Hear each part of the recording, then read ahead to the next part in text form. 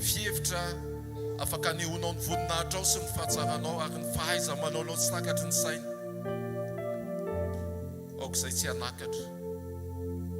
Ahoana ny atongavany zany?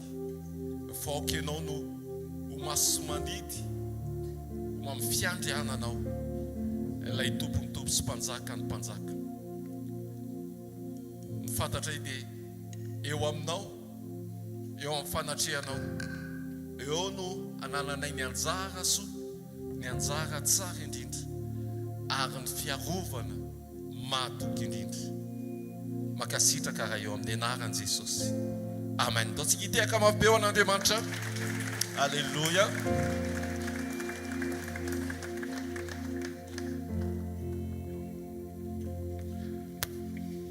Jesosy io manaja anao zay androany amin'ity maraina ity.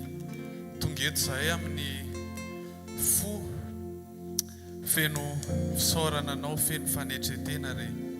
Faly zay fa nomenao an'izao tombonandro, nomenao zao fotoana zao indray ahafahanay miaraka eto Jesosy Kristy misitraka ny fanatrehanao. Androany zay Jesosy dia misafidy ny hitsahatra eto aminao, hitsafidy zay ny hitsahatra eto amin'ny fanatrehanao satria eto Jesosy no toerana tena mety aminay. Eto aminao, eo aminao eto Jesosy Kristy no toerana misy ny fiadanana, misy ny fitsaharana marina. Amen.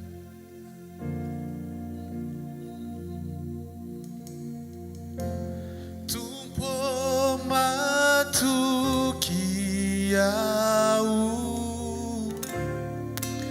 fa mialo aminao, ny tananao no manodidina.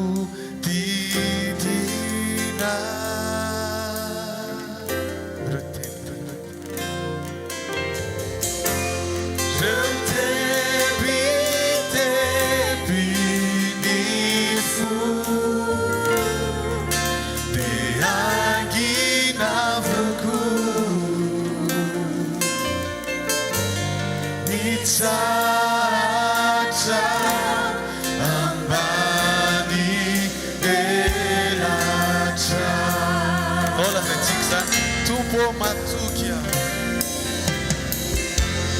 tumpo matukia,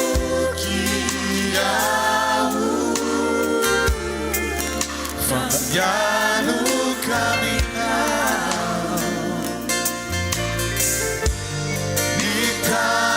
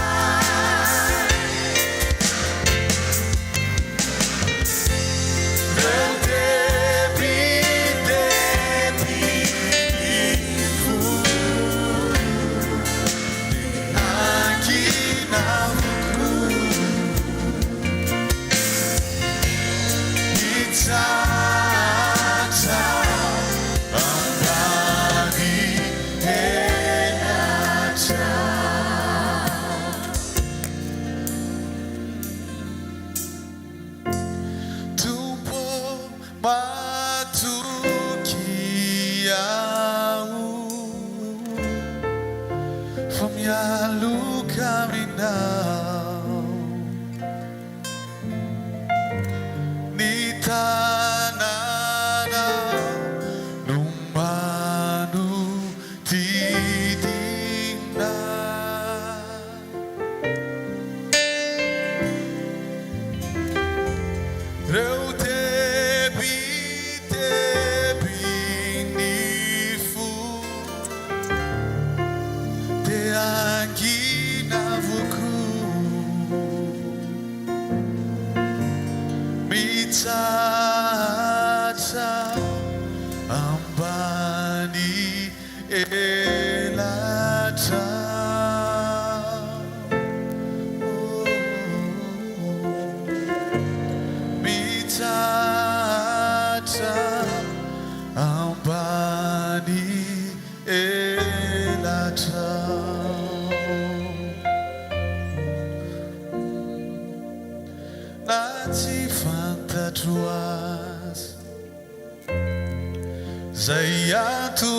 fiainako any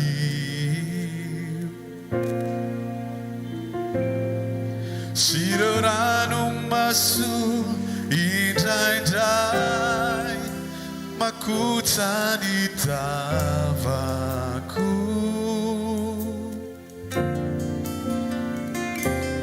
na tsy ho azoko aza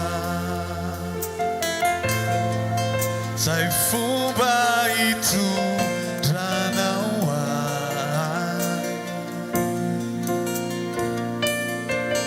de matoky atompo fa ianao tsy andao ahy na tsy fantatro azy na tsy fantatro zay antony fiainako any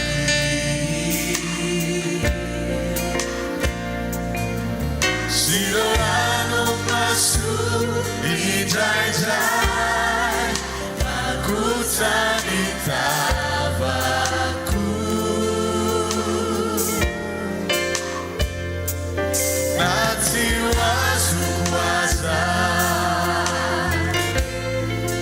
zay fomba hitondranao ahy de matoky atompo fa ianao tsy andao ahy. Ataontsika androany a alohan'ny hanoizatsika an'izany hely zany dia nitsahatra marintsika ao amin'ny Jesosy androany. Tsy ataontsika hira fotsiny zany hoe matoky zahay mialoko zay ao ambany helatra ao fa ataontsika androany tena ato amin'ny fotsika tena matoky marina hoe ny fitsarana tena mety sy marina amintsika dia eo amin'ny Jesosy. Hoy izy hoe manatonana ny anareo izay miasa fatratra sy mavesatretana fa izy hoy izy ny hanome antsika fitsarana dia ataontsika rehefa manantona anazy miaraka amin'ny zavatra mety manahirana antsika zavatra mety mampiasa saina antsika dia tsy hoe manantona fotsiny antsika dia alaintsika ihany le izy aveo fa tena andao atentsika eo amin'ny tongotra Jesosy. Ndao tsy hanao ohatran'ilay olona anankiray le hoe rehefa nitondra entana izy loloavy ny entana mavesatra dia rehefa naka ohatrany hoe taxi izy ohatrany ka nandeha tamin'ilay izy dia niditra atao anatin'ilay tôbily izy dia mbola ny loloavy le entana nefa izy efa ao anatin'ilay taxi. Fa ny tokony ataontsika rehefa ao anatina toerana misy fitsarana rehefa anatina ny Jesosy ilay fitsarana dia ndao tena metsika anazy le izy ary hitsahatra ao aminazy tsika efa tsy hoe mbola entintsika le entana. Amen. Satria ao aminazy ny fitsarana marina.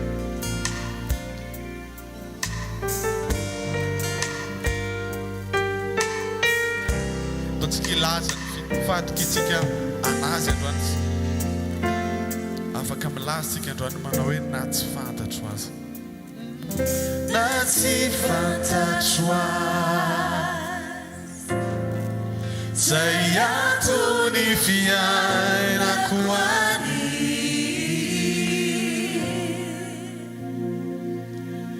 sy ireo ranomaso indraindray makotra ny tavako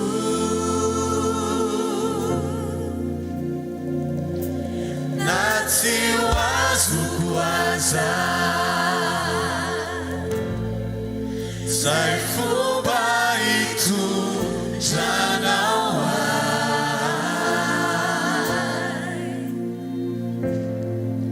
de matoky atompo fa ianao tsy andao ahy de matoky atompo fa ianao de matoky atompo fa ianao tsy andao ahy. Saotra Jesosy fa ianao ilay eo foana tsy mandao anay. Matoky an'izany zay ary mino an'izany tokoa zay Jesosy. Eo foana ianao na inona lalovanay na inona atrehanay dia miatrika an'izany miaraka aminay ianao ary mampahery anay ianao miaraka aminay ianao manandratra anay ianao raha sendra lavo zahay manarina anay ianao raha ao anatin'le ohatrany hoe matsiary izay hoe potraka iny satria ianao Jesosy Kristy ianao no andry ankina ny fonay Jesosy tsy manana afa-tsy anao atoampo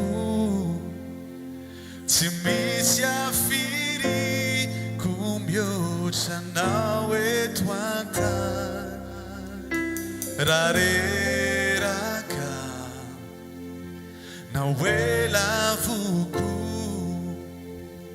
ianao no andry ankina ny fo dola zay tsika tsy manana tsy manana afa-tsy anao atoampo tsy misy afiriko mihoatra anao eto an-tany raha reraka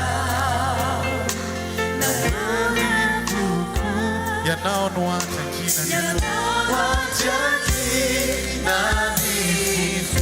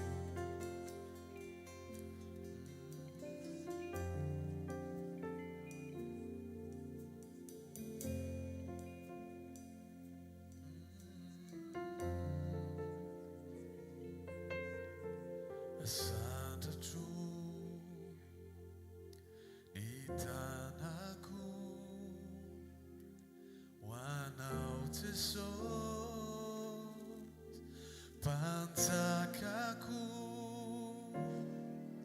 Fiana Wila Panzakani Fuku Asada Juntana Guanão Jesus Asada Juntanaku Guanão Jesus Guanão Jesus Yanau Lai Panzakaku Panzakaku Fiana Wila Panzakani Fuku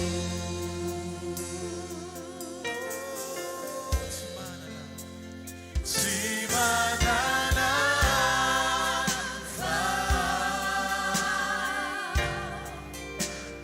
Tuput Wafati Yana Yana Mirini Fuku Simi Sifeta Tuku Ateriku Wanau Tupo Isautanu Asana Wanau Jesus Santana Asana Itanaku Wanau Ireriani Pasosyo Yanau Lai Panzakaku Yanau Ila Panzakani Fuku Timana Nafa'au Timana Nafa'au Timana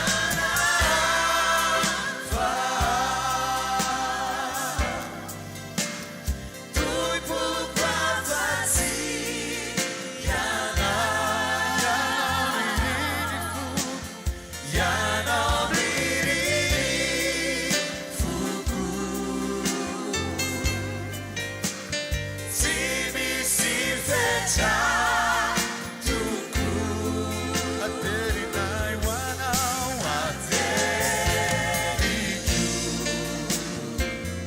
Wanau Tupo Isautanu Simana Nafa Simana Nafa Tumut Wafati Yana Yana Mirini Fuku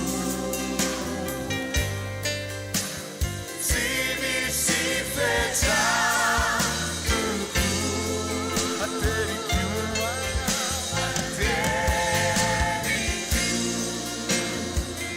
Wanau Tupo Isautanu Ateriku Wanau Tupo Ateriku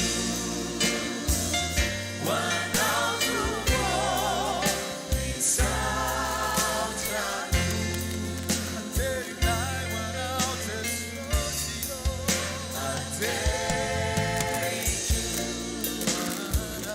Wanau Tupo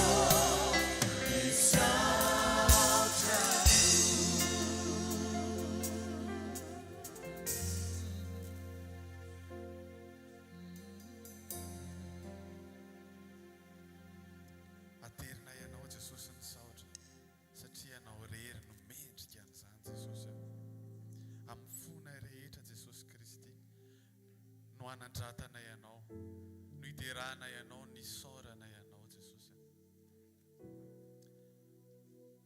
ary ianao Jesosy ny tena izay manimpofonaina rehetra dia oka hideranao oka hanandratra anao dia nomenao fahavelomana izay Jesosy androany nataonao velon'aina izay Jesosy androany dia entinay izany hiderananao entinay izany Jesosy iankofana eto anatrehanao Jesosy. Anatratanay ny anaranao, iombonanay amin'ny fo, hideranay ianao Jesosy Kristy.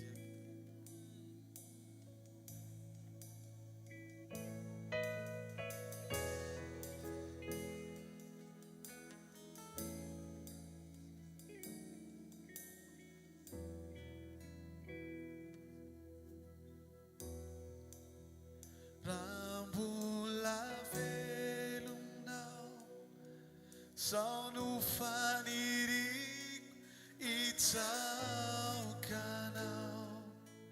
ny antony fisiko itsaokanao.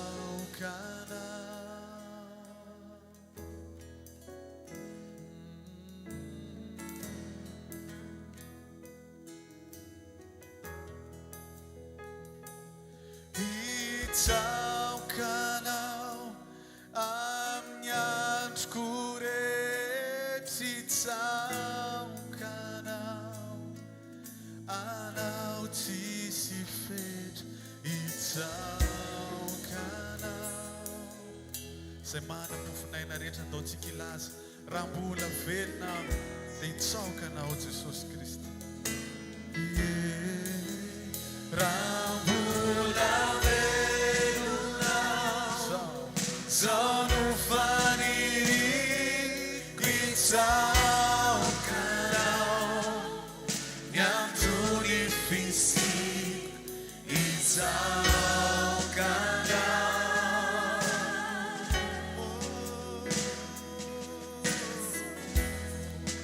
Amin'ny andronay rehetra no itsaokanao, amin'ny androko rehetra itsaokanao, anao tsisy fetra, itsaokanao.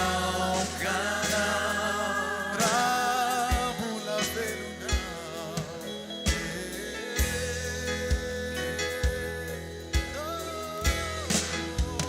raha mbola velona sao no fanirico itsaokanao, ny antony fisiko itsaokanao,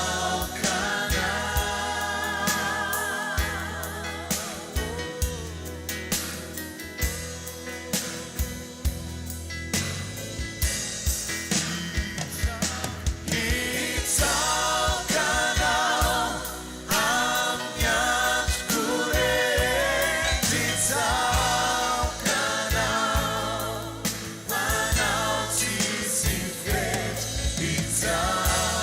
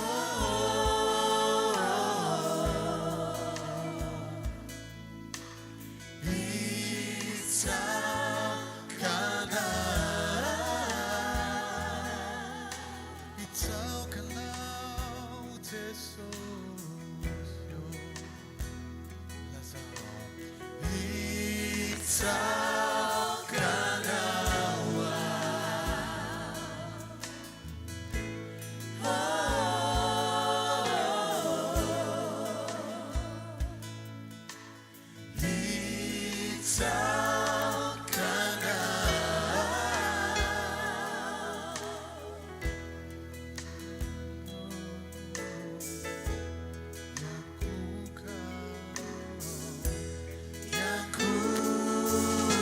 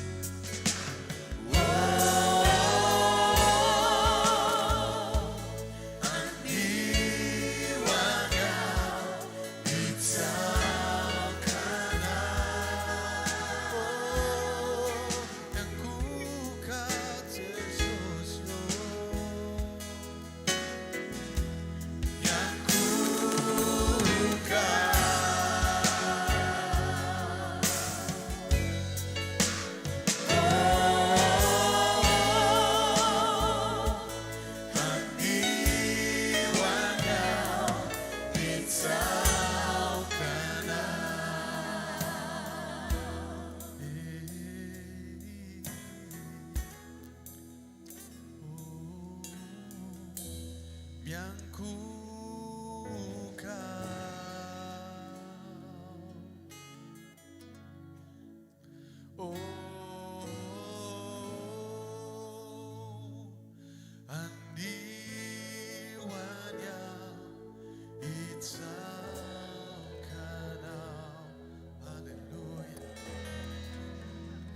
mahafan'ny Jesosy tsika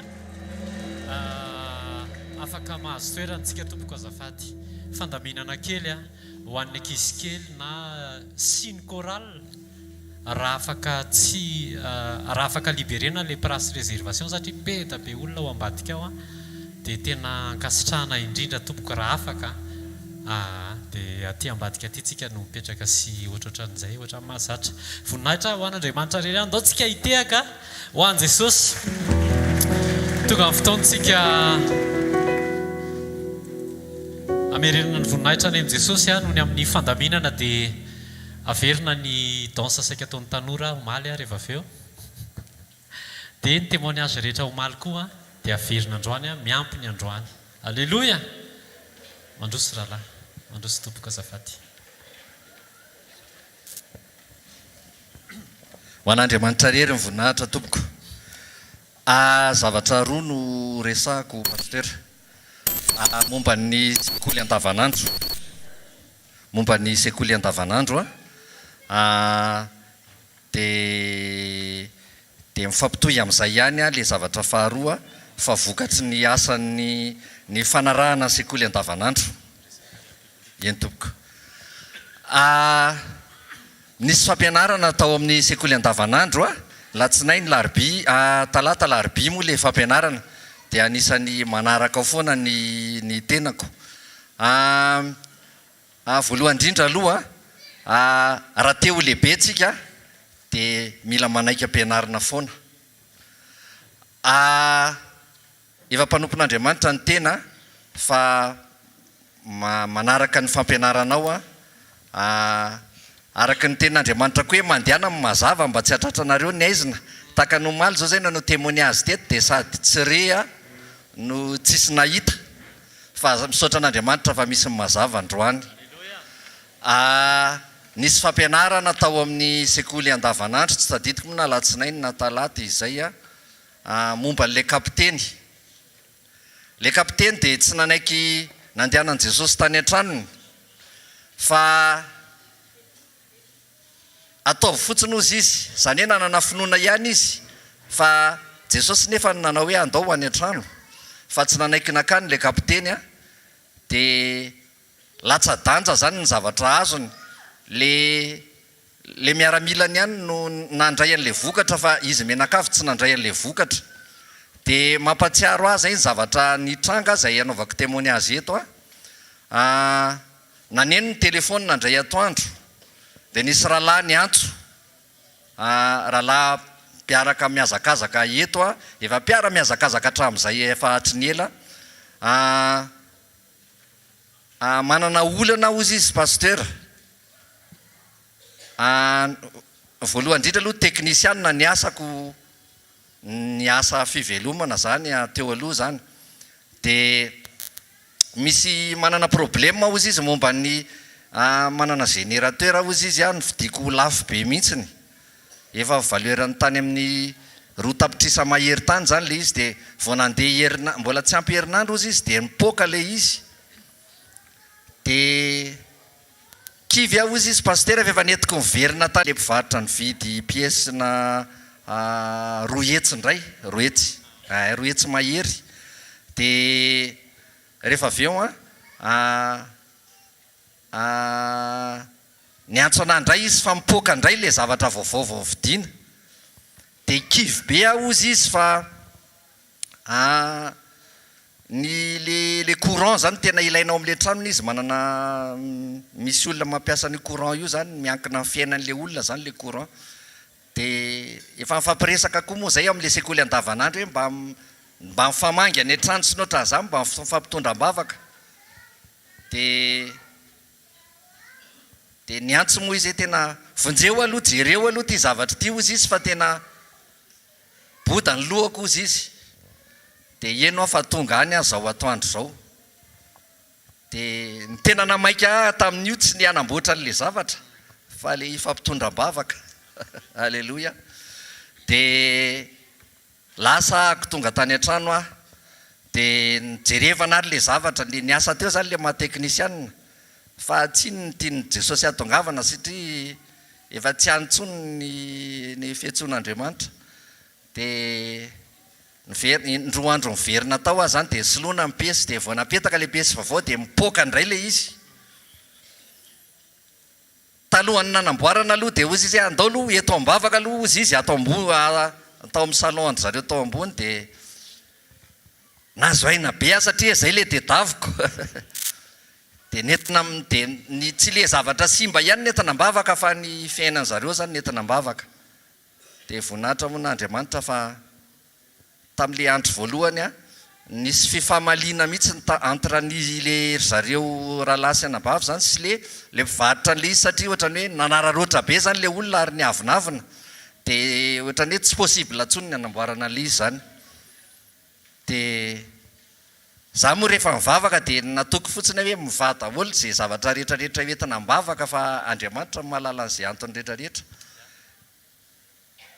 dia teo zany natserovako le kapiteny a raha nanaiky le kapiteny a natongavan'i Jesosy tany an-trano dia sitrana daholo ny fiainany alleloia dia teo ny eo ihany vao nirefitra le zavatra anankiray dia niantso an'le olona le mifidianana an'le izy dia ozy izy le olona hoe tongava ty fa soloanay maimaim-poana le piesy a maty tao anatin'le izy dia hatramin'izao zany dia mandeha le izy dia voninahitra ao n'Andriamanitra dia manasa le rahalahy anazavany atsipriany fa za moa tsy mahay ny atsipriany fa tsy le voninahitra Andriamanitra ihany no tena hitako dia sotra tompoko ya dao tiaka mafon'i Jesosy mandroso rahalahy miankaviana amintsika zay anao témoignage mba somary fitipitiana daholo fa ampolontsika no milahatra an'Andriamanitra voninahitra le izy moa zany olana efa mivahan'i Jesosy ary ho anazy zay ro voninahitra fa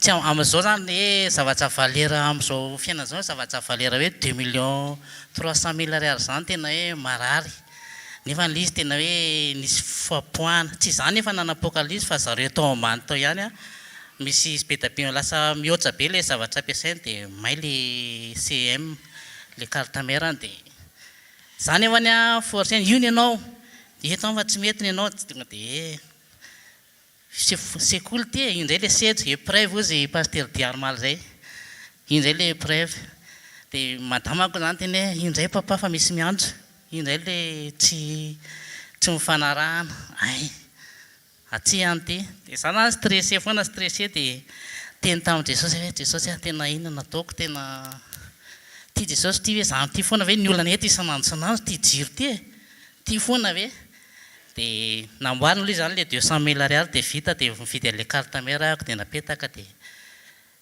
le mipoaka fanindroa indray dia natsoko paster dia nanao diagnostic izy dia misy diode may dia vao napetaka indray dia may soloina dia napetaka dia natsoko amin'izay le olona le superviseur an'le société mihitsy natsoko hoe tena tsy mety ho ana mifandraisan'le technicien anareo anahako na le ana fa tena ohatrany hoe tsisy ohatrany hoe tonga dia ny tena hoe tena tsisy ohatrany hoe tsy valera ho le vola mividanay le izy nefa le izy sous garantie fa raha fatako hoe ohatra zany zavatra ataonao hoe zay nge mbola be da be ny zavatra hovidinay aminareo e na ilanse zavatra ao aminareo zay dia tsy mety tsony fa tena namitamy anandray le superviseur ataovy ty aro ny teniny amboarinay dia efa naresy le meko technicien vaovao izy ianao fa tsy technicien io tsony no meko anao fa technicien vaovao indray tonga tan'le technicien vaovao indray dia nentina isy le zanako le izy zay za amin'io même un francis taty aminako satria na frais taxi nandeha nitondrana an'io ary le izy somaro misy poids ihany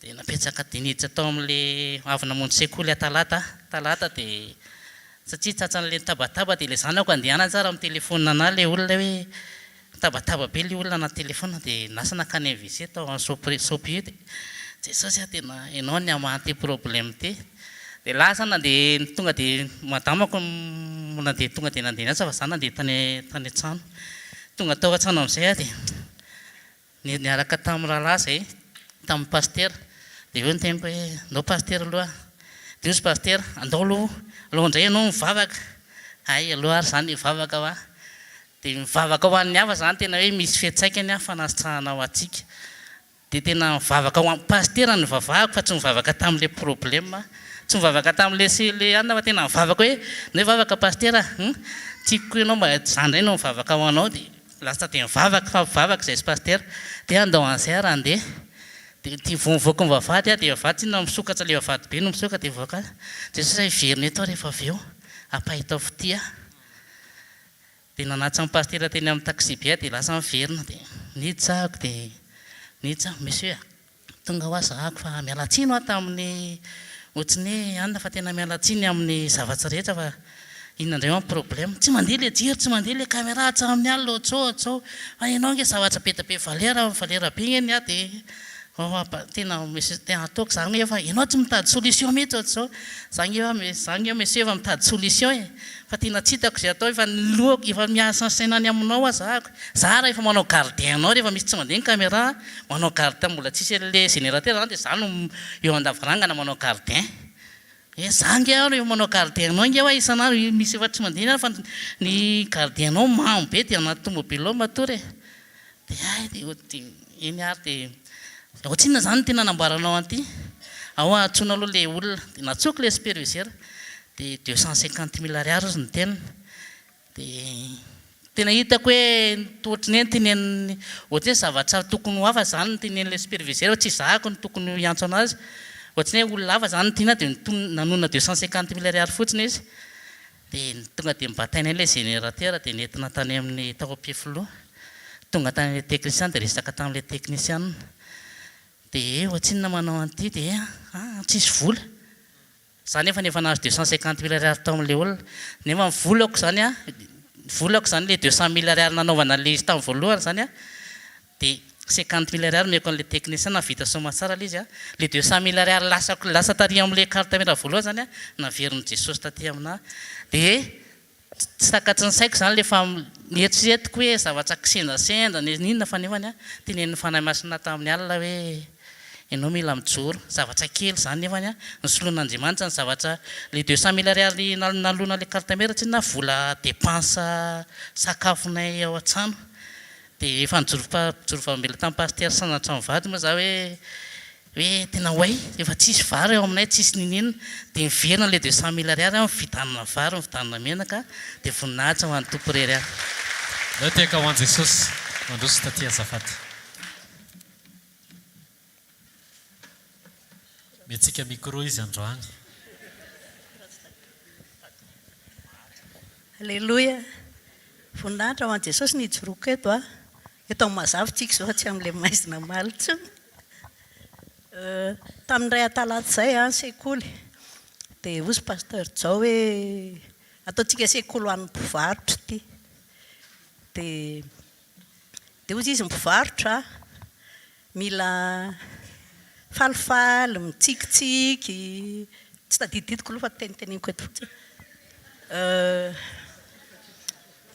nalasa ny client nalasa ny mpivarotra fa raha ny clientanao a madio fofoana ianao mety olona ray ozy izy a mety tonga dia mavita ny recettenao parivan'ny andro tena voninahitra ho an'i jesosy a fa olona ray tonga dia 45 pièce ny zavatra ray ny ray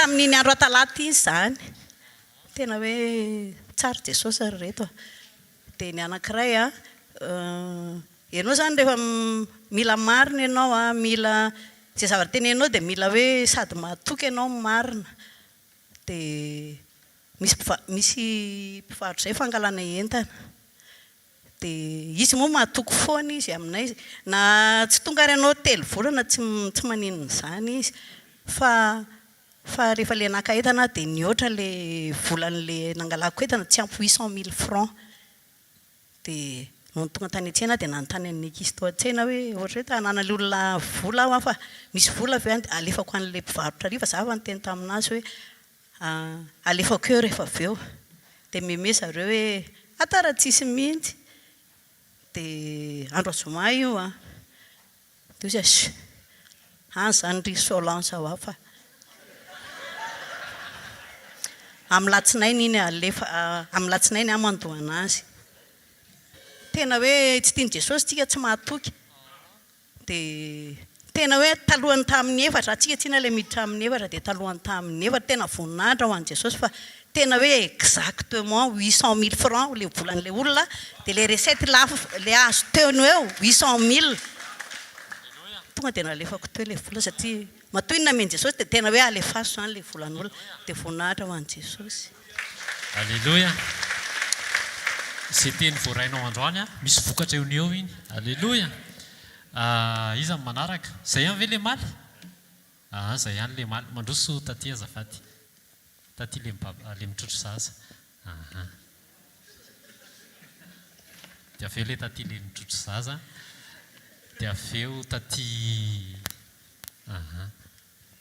voninahitra ho an'i Jesosy rery ihany fa zavatra tena tsapako hoe mbola ataoko hoe mbola tsy ary akory dia efa teo Jesosy tena hoe izy niazona amin'ny fiainako hatramin'izay tamin'izahako bevokan'ity nisy taona aloha zahako tamin'izaho bevokan'ity zanako ity dia nanomboka teo amin'ny 3 mois teo kiboko dia tamin'ny andro alina be dia nisy ennement nisy raha nandeha be dia be dia tao anatin'izay hoe inona zany atao ny andro alina dia nandeha dokotera hoe alao aloha mandeha urgence ihany dia tsy nitouché zareo fa hoe alao atao écho dia natao échographie dia jerena ny zazakely tena sava be tsisy problème mihitsy fa entière no mihazona anazy tao anatin'ny kiboko tao dia tao anatin'izay rehefa alina be ny andro dia hoe tsisy ninina azonao atao fa Jesosy ihany antsoina tsisy fanafody afaka hoana tsisy dokotera dia voninahitra ho an'i Jesosy fa tena hoe nisy fitsarana be hoe Jesosy zany name pain be tao anatinao hoe Jesosy mihazona an'io zazakely io dia ny ampitson'iny nefany tena hoe raha hoe dokotera zany andrasana dia hoe tena hoe tsy mbola nahita dokotera zay fa voninahitra ho an'i Jesosy fa io izy io zava tsara izy tena hoe misy olona zany miteny hoe sao dia hoe tsy tomombana vatany fa voninahitra ho an'i Jesosy fa na mijery izy ohatra hoe milalao ao an-trano ary dia tena sava tsisy olana mihitsy dia tao anatin'izay nanomboka natsapa hoe Jesosy eo foana ianao mihazona fiainanay ianao na dia tsy mendrika ary izay indraindray ianao mijanona ho matoky amin'ny fiainanay foana dia tao anatin'izay koa voninahitra ho an'i Jesosy fa nisy fotoana nanomboka hoe nikasihan'i Jesosy zany dia nanatrika an'izao fotoam-bavaka izao dia vonandray fanasan'ny tompo voalohany aloha dia nisy zavatra nitranga be dia be teo amin'ny fiainako dia voanitranga ilay izy dia nanomboka ohatran'ny hoe narary nisy fanoherana zany tao anaty fankatoavana ten'Andriamanitra dia tadidiko tsara ny teny pasteur teto hoe ozy izy hoe ny satana ozy izy tsy manana fahefana manipule ny tenanao zany fa Jesosy ihany afaka mitoetra ao anaty vatanao dia rehefa tonga eo alohan'ny ranomasina mena ianao ozy izy dia ny votokony asehonao eo ozy izy dia tena hoe ilay karakteran'i Jesosy dia tsaroko izay nampatsiahy vofana masina anao hoe amin'ny fotoana ianao miatrika ranomasina mena ianao zao dia eo Jesosy atsoy izy dia tao anatin'ny foko tena hoe Jesosy eo ampianaro an'izany mahita anao miseho zany eo amin'ny fiainako nanomboka tao anatin'ny semaine iny ny zavatra nietsika amin'izay tao anatin'ny kiboko tao dia zany teny avadiko hoe tsapao dia tena nietsika nandehandeha be ilay izy dia masoko menamena be dia nandeha tany amin'ny dokotera izay avy eo avy tany amin'ny dokotera gaga na entoriteny dia tena exact za mihitsy tena ilay toriteny hoe za ozy izy tsy hoe contre hoe anao manao solomaso na hoe vao marary ianao dia mandeha any amin'ny dokotera fa za ny Andriamanitra ozy izy maniry ianao hiaina fiainana fahasalamana surnaturel dia ndraisiko anazy teny izay dia nanomboka teo dia ampinoana dia tsapako hoe dia ohatrany hoe maha-olombelona za midote kely any ianao hoe atao ahoana zany ilay fanafody ny tahan'ilay maso nefa me marary me filoha be tsy mahita mihitsy dia nefa Jesosy niazony Jesosy eo hoentiko eo anatrehanao aza amin'ny finoko zany dia tao anatin'izay nisy finoana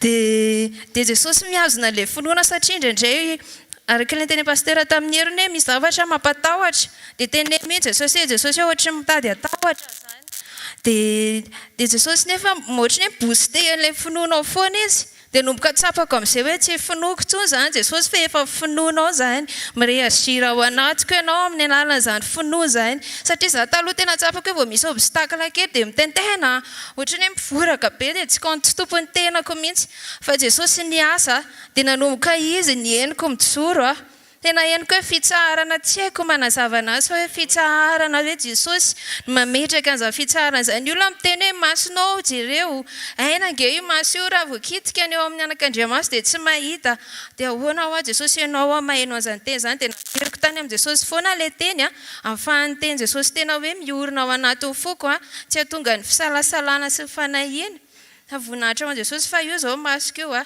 efa tena tsapako hoe mahita tsara zao tsisy filoha zany tsisy manaintena zany dia tao anatin'ny kiboko tao tena tsisy ninina tsony tsy reko tsony za moa ny teny tamin'ny pasteur hoe za pasteur mba mangataka vavaka dia izy ny teny hoe ozy izy hoe tsy entina mbavaka ozy izy fa reny ny teny efa navotsitra dia mankatoa dia Jesosy nanampy anahy tao anatin'ny fankatoavana rehefa eo amin'ilay etapy anankiray hoe tsy tadidinao efa ny masina mihitsy mampatsiaro hoe zao ilay teny hoentinao miatrika an'io situation io dia voninahitra ho an'i Jesosy irery ihany. Ndao tiaka mafy ho an'i Jesosy tsika mandroso taty. Miaravantsika rehetra misaotra an'i Jesosy fa mbola afaka mamerina ny voninahiny satria ny zavatra rehetra ny zavatra rehetra dia tsisy avy amintsika fa avy aminazy daholo. Hatramin'izao izany eo amin'ny toeram-piasanay dia mbola misy compression piasa be raha ny filazana azonay dia hoe 50% indray no piasa ho tazoma amin'ity septembre ity. Ny Tsorokavambele dia ny amin'ilay namanay izay mpiara-miasa tamiko izany. Io vehivavy io izany dia nahazo notification fa licencié izy nefa nahazo contrat CDI tamin'ny volana marsa tany.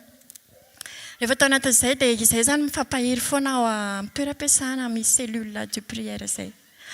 Tao anatin'izay dia niteny izy tamiko hoe azoko ilay notification satria nisy fiadanana izany tsy taitaitra be izy fa azoko ilay notification izy fa mijanona izany izy amin'ny fin septembre fa hita izy tena épreuve le tenin'Andriamanitra le nona ireny izany satria le zavatra toriteny tena zaraiko amin'ilay cellule zaraiko amin'ilay mpiara-miasa izay miaraka amin'ny vavaka ao dia rehefa tonga ny cellule de prière dia ny tenin'Andriamanitra izay niteneny dia ao amin'ny Abakoka 7:7 izy izay ngamba no misy miteny ao hoe na dia tsy hamotsy ary ny aviavy dia mbola hifaly amin'i Jehovah. Tao anatin'izay dia mifaly fa tena hoe mangataka foana izy hoe ataovy atao amiko tompony pe ataovy atao amiko mpe aza vela mijery izay zavatra hita masoko fa ataovy atao anatiko mpe dia tao anatin'izay nagaga ry lasana bavy tamin'ny début ray volana izany izy izay nazao notification tamin'ny début septembre nisy mpiara-miasa izay ray asa aminazy eo ihany dia nangataka démission ilay ankizy izany. Rehefa nangataka démission ilay olona io dia nafindra tamin'ilay asa. Rehefa nafindra tamin'ilay asa dia ozy izy hoe ahoana ary izao fitondran'i Jesosy izao ozy izy sao dia mbo izary ny solon'ity olona ity nefa izany ke ozy izy efa nanao sonisy ndraitrehitra efa vita tany amin'ny arasy fa izao ozy izy fantatro fa ny Andriamanitra ozy izy mamelana dia tsisy asa ary izy zany tena tsy kivy mihitsy nandeha ny fotoana tena voninahitra ho an'i Jesosy tamin'ny lakamisy izy tena mbola tsisy an'izany tao amin'ny toeram-piasananay nahazo taratasy izy natsoina hoe annulation na licenciement. Tiako tenena hoe velona ny Andriamanitsika fa mitoetra matoko fotsiny tsy mijery ny hita maso. Faharoa ny momba an'andray eo amin'ilay resaka contrat izay satria misy ilay compression izay dia tsy maintsy mba nanontany ny superviseur izany hoe ahoana tompoko momba dia niteny izy hoe niray ozy izy jerendry ity mail ity ozy izy raha mail voaray ato izy tsy izahay mihitsy no anontany reto lehibe reto hoe manahoana fitohizan'ny contrat anao fa olo-kafa za io zany ka efa misy zavatra kotrokotronina any hoe hifindra unité ambony dia ahoana momba anahy le olona iny efa tsy hoe superviseur ko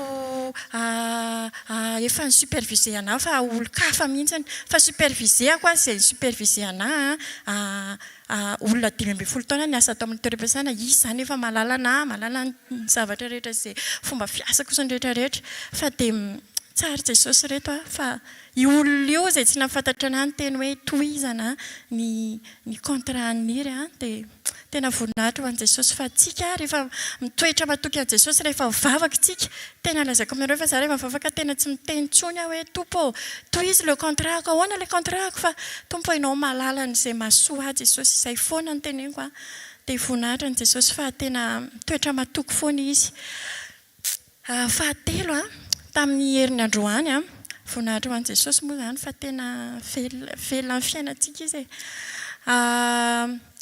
tamin'ny herin'ny androany zany nisy kozinanay izay miproposé hoe andeha hitsangatsangana izahay dia mandeha maraina ozy izy fa lavidavitra le izy dia zay mantsy le vadiko tata zaho tena mbola andeha hivavaka vao andeha tsy mety zany nga ozy izy tsy maintsy andeha amin'izany ianao fa ambara andro fotsiny ianao tsy mandeha dia ohatry ny lasahana zany Jesosy angina fa aleo aroa teneniko izy hoe no fady dia hoe manaiky zany dia hoe ok raha fa hijery direct zany raha izay dia ok dia teo za ary ianao nga tsy aka tomobile fa raha zao fotoana zao nge ho tara ihany tsy loha fa za mivavaka ihany mbola ny insiste kely zany dia izy andeha mihitsy zao kelikely iny nanaonao zavatra kely teo zay dia iny nisy telefona tonga nanao hoe annulena le programme antsika androany fa alao amin'ny heriny tsy amin'ny heriny fa amin'ny andro hafa mihitsy satria androany amin'izao mbola tonga eto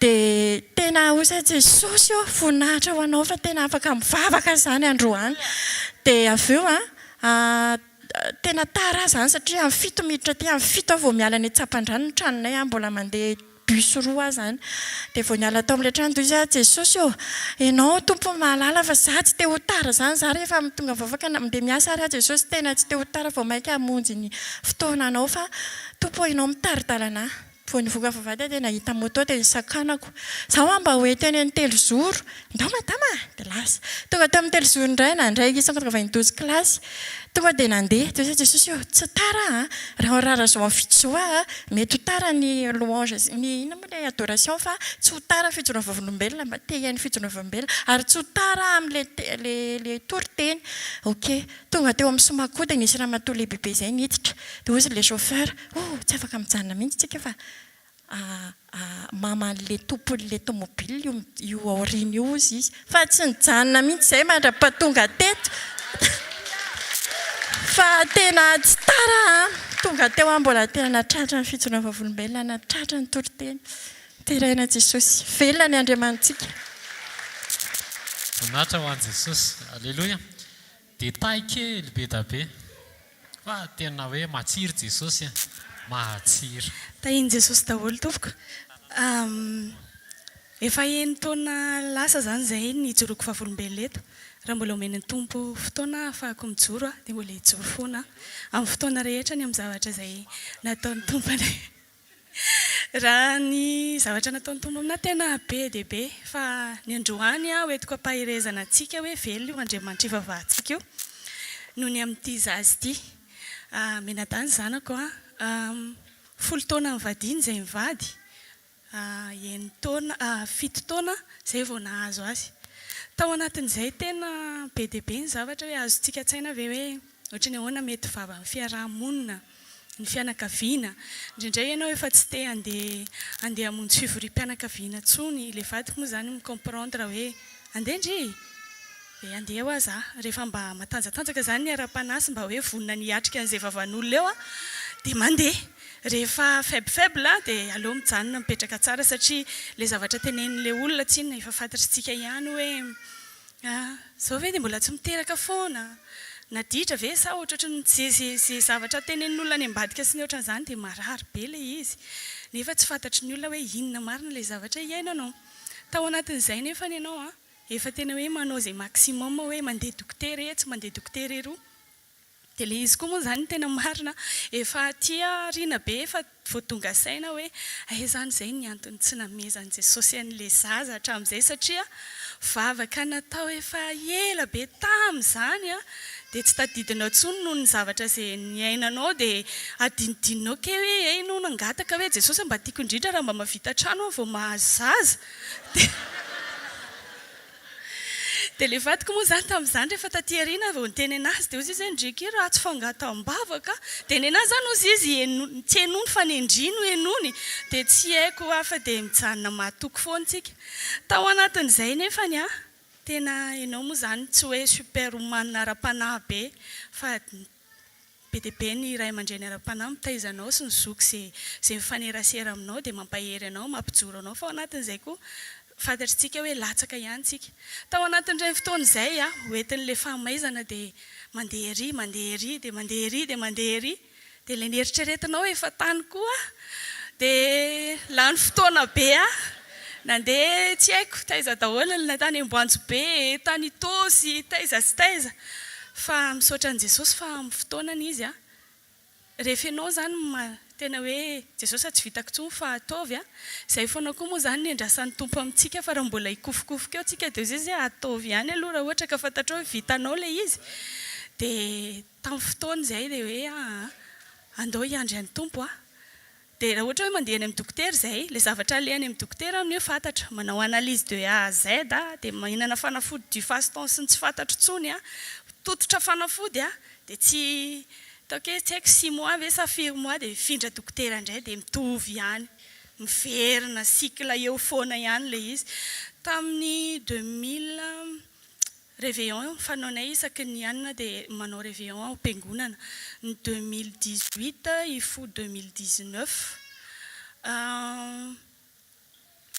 nisy lohahevitra tao am-piangonana no entin'ny mpanompon'Andriamanitra tamin'izay hoe miravoravo amin'i Jehovah dia omena anao izay ireny fonao izay moa izany louange ao anatina fiangonana anankiray dia hoy izy mantsy an'ilay vadiko hoe aza misy mifampijerijery fa samy manao vokovoka an'izay ataony eo dia tamin'izay fotoana izay dia tena hoe tsisy nininona ny rarahina an'izaniza intsony fa dia tena hoe natao izay tokony natao tena hoe mifaly eo amin'ny tompo dia tena hoe sady nanana fiadanam-po tao anatin'izay satria le pression mafy be dia tsy nenona an'izaniza dia rehefa taty aoriana moa izany ny olona miteny fa ahoany variana mangorokarena variana manangana trano dia ho aniza ilay trano variana miasa dia ho aniza ilay vola be zao dia aty aoriana moa izany dia ozy izy fotsiny hoe fangaho antsika mahay mamorona olona ny dokotera hoy manantona dokotera izay efa mitsabo teny izay fa tsika hoa tsy afaka mamorona olona nge tsy possible mihitsy izany fa miandry an'ny tompo dia isaka izay olona mifanena aminahy dia izay foana miandry an'ny tompo dia izay ataony eo ndray andro ny tena navarinana izany tsika io izany tena misy mijery ho fiainantsika io ny olona samin'ny olona io dia variana be fa ndray maraina izay tena nahatoshe anahy pretapo amin'ny mamanay tonga amin'ny 5 maraina sa amin'ny 5 sasany maraina izy tonga tao an-trano anozy izy misy zazakely tsy amidy tsy vidiana vola tonga ozy izy dia nahaterina zao dia zao ary na zany mbola tsy nitantaraiko tamin'izy nisy tsy nitantaraiko aminazy angamba ny olona akaiky anahy dia ozy izy touché be ho aza fa merci beaucoup aike za zany misy mijerika ho azany misy miaina an'ilay zavatra iainako ve hoe efa 5 taona izay dia mbola tsisy zaza ihany fa tena merci beaucoup fa tsy mbola tonga amin'izay stade izay ho azahay fa rehefa ozy izy ny tompo hoe tsy maintsy amin'izay dia tsy maninona koa fa tsy atao hoe ampisaraka amin'ny tompo fa merci beaucoup dia rehefa vadiko moa izany vao maraina be ny lasa nandeha ny asa dia rehefa tonga izy ny hariva dia nyresaka izy hoe gaga ve dia otry izany ve ozy izy antsika ozy izy tsy miandry an'ny tompo tsika ozy izy fa ny miandry anazy ozy izy amin'ny fotoanany izy dia mamaly izy tamin'ny mois de mars 2019 rehefa tonga izany le réveillon dia 2019 nanitsaka 2019 mois de mars 2019 nisy namana izay vadina namana akaiky izay maty tapaka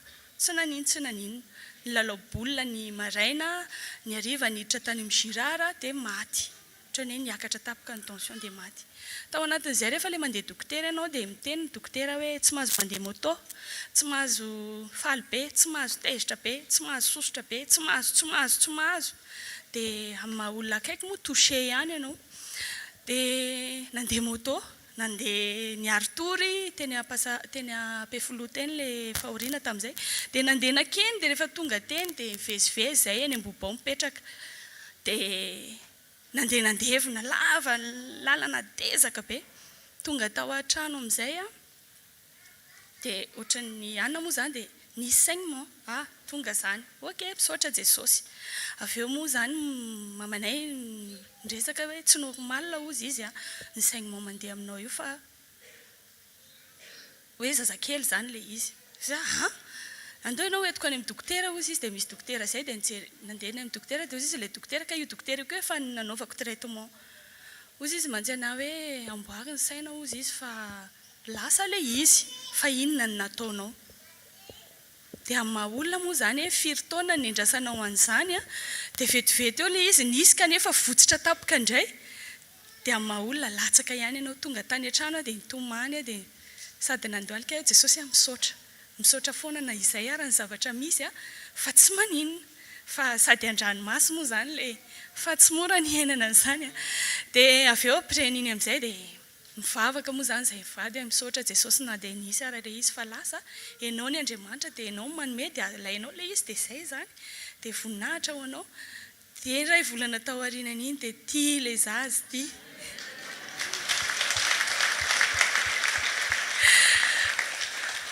iray volana tao aorianany iny dia iny izy dia desambra latsaka somatsara le zazakely dia voninahitra ho an'i Jesosy zay foana moa ny teneniko anazy hoe cadeau be avy any amin'ny Jesosy ho ianao mantsy anazy dia heritaona izy nitrotrona dia mipetraka indray koa le zandriny vavikely tena tsara ny tompo tena tsara ny tompo dia voninahitra ho azy irery ihany dia niafatra ho antsika ho an'izay mety hoe mitovokata amina tena hoe mamikira amin'ny Jesosy fa hainy tompo foana io tena hainy re io aza matahotra fa hainy io dia mila mianatra tsy mimonomonina tsy manome tsiny fa mila mifikitra aminazy foana tahiny Jesosy daholo tompoko Alleluia tonga dia eo ampitoerana eo aloha dia ifony amin'i Jesosy le teniteny foana reny le vavaka ataoko hoe vavaka tsy ambona angamba tahiny Jesosy daholo tompoko nijeroko vavolombeleto sady izy moa zany tena marina fiainana isan'andro fa tenen'i Jesosy tsy maintsy resahana amin'ny asanay miresaka location de voiture dia rehefa tonga ny saison ana location manomboka au mois de juillet août eo dia be da be ny marché mandeha zavatra misy nefa dia zao natonga nainanao an'ilay asa dia famangin'Andriamanitra dia ao anatin'ilay asa misy vola tena hoe mavelona le izy fa ny zavatra seho dia zao hoe be da be ny client ny antso anay dia rehefa notaniana hoe ho aizy nareo dia ho any amin'ny famadihana dia eo amin'izay zany no tsapain'Andriamanitra ianao hoe inona ny antom-pisianao ny antom-pisiana an'ilay asa ho fitahiana ho an'ny hafa fa tsy hoe ho fitahiana hitondra ny hafa ho any amin'ny fahaverezana refusenay tena refusena angamba no anatin'indray andro misy 7 miantso tena chiffre d'affaires zany be da be ny votritra tao anatin'izay ianao rehefa mijoro teritra ny devoly atakeny amin'izay ny arabolanao dia ny soranay an'Andriamanitra ilay satria nitondra anay ho atoko kokoa ary nanakaiky kokoa bebe an'Andriamanitra tao anatin'izay zay mifikitra mivavaka foana isan'andro dia ny zavatra azo dia vangin'Andriamanitra manao hoe manina ho Jesosy ny zavatra misy zavatra seho iainanay ohatr'izao ianao nga tsy mihaino vavaka dia zavatra nresan'Andriamanitra hoe ianao tiako rehefa miresaka amiko dia le ianao mihitsiny zany hoe tsika zany misy fotoana mivavaka dia mieritreritsika hoe ny durée an'ny fivavahantsika no ianoan'Andriamanitra antsika na hoe ny fomba vavakantsika ny ianoan'Andriamanitra antsika fa itsika rehefa manoloana an'Andriamanitra kay dia tokony ohatran'izao ohatran'izah miresaka ohatra hoe miresaka amin'ny pasteur miresaka amin'ny zanako miresaka amin'ny prêtre-po amiko dia misy fotoana tsy na rehefa mivavaka dia mikipo ny masoko dia mba hatateraka an'ilay tenin'Andriamanitra hoe mivavaka aza mitrahatra. Dia hoy zay hoe za zany moa Jesosy dia hivavaka foana ny ataoko nefa ny asako ato be da be ny problemako be da be no vahako. Fa nefa ny kay le zavatra tadiavin'i Jesosy amin'ilay resaka communion, relation le izy. Zany hoe à chaque fois zany ianao ma-relation zay raha ianao mipetraka ohatrany hoe zanak'Andriamanitra. Dia raha mijery ny zanako ao an-trano, raha miantso ny zanako na samy ao an-trano ary ka ary ambadika ary izy, tsy maintsy miantso aho. Donc zany le zavatra kely pitsopitso be da be ataon'Andriamanitra ireny, antso anahy iresako amin'Andriamanitra. À chaque fois zany tsika amin'ny fiainantsika andavanandro dia mila conscientsika hoe tsy le problème be da be hoe amin'ny voalohany iny ihany ny antson'Andriamanitra, ny appeln'Andriamanitra antsika, fa chaque détail amin'ny fiainantsika. Ohatrany hoe misy zavatra kely bloqué azy dia miantso Jesosy hoe resao misy zavatra kely azy miantso Jesosy hoe resao iny zany mahatateraka an'le hoe mivavaka aza mitrahatra. C'est pas la peine aussi Jesosy équipe foana amin'ny masonao fa ianao mila mihiratra dia mila miteny na même tateraka zany le izy hoe même anao amin'ny toilette ianao mitondra fiara ianao, mitondra moto ianao, ampiasana ianao ary tsy maminatra mihitsy na miteny irery ary ianao satria quelquefois ianao mila prononcer mot mba ahafahan'ilay devolo maheno fahan'i Jesosy ianao.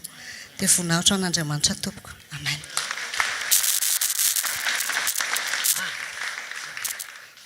Aleloha le anankiray zafady. Aleloha le anankiray rehefa avy eo anao. Any zafady tompoko.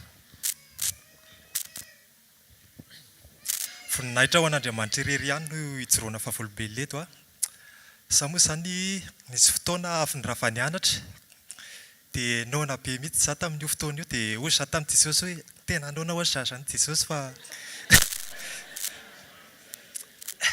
dia nefa za tena hoe 0 ariary tamin'io fotoana io dia nandeha nody ihany za dia tonga teo Ambohijatovo za dia nitodika zany hoe directionko miakatra dia nisy fahaza zay nidina zany hoe opposé zany ny direction anay dia mijery anay izy dia niampita izy dia iveriko hoe olona fantatra zany za fa hoe dia niampita aloha izy dia tonga teo akaikiko izy dia niteny dia ilay zavatra teny eny tsisy zavatra fantatra mihitsy aloha satria izy rosiana izy dia nanontaniako izy hoe sao dia au moins ho anao mahay miteny anglisy na espagnol satria zay no mety hoe manakaikaiky an'ilay izy dia mahay miteny anglisy ozy izy dia ok ary dia nanontany anazy za hoe inona ary zany ny azoko anampinanao dia ozy izy hoe touriste hono izy dia mba te hivisiter quelque endroit aty amin'ny centre-ville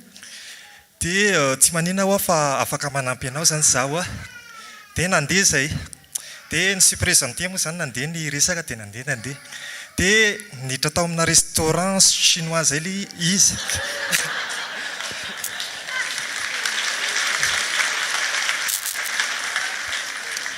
dia hoy za tamin'i Jesosy hoe androany za Jesosy zay vao tena hihinana aleloia fa tena hoe tena tsisy zavatra plat fantatry mihitsy zany plat chinois zany dia tonga teo za dia za tsy commande zavatra tsy fantatry kosa fa kaiky zay no nikomandiky dite dia zay koa moa zany hoe ampitoviana zany komanditsika ozy izy dia nihinana an'le izy dia tonga le commande dia hoy za tamin'le serveuse hoe tenga ho any commandinay fa tsy rose satria le te misy rose ny hitako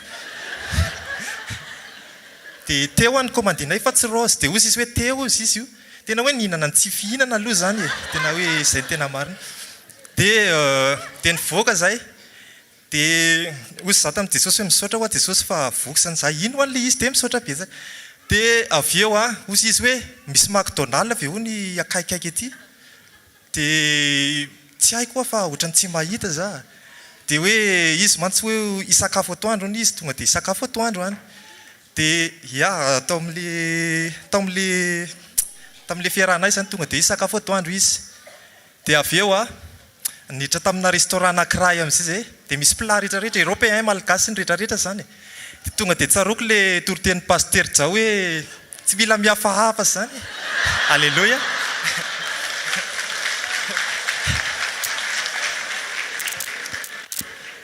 tsy mila mihafahafa dia hoe libre be za koa mitazona tenin'Andriamanitra dia alleloia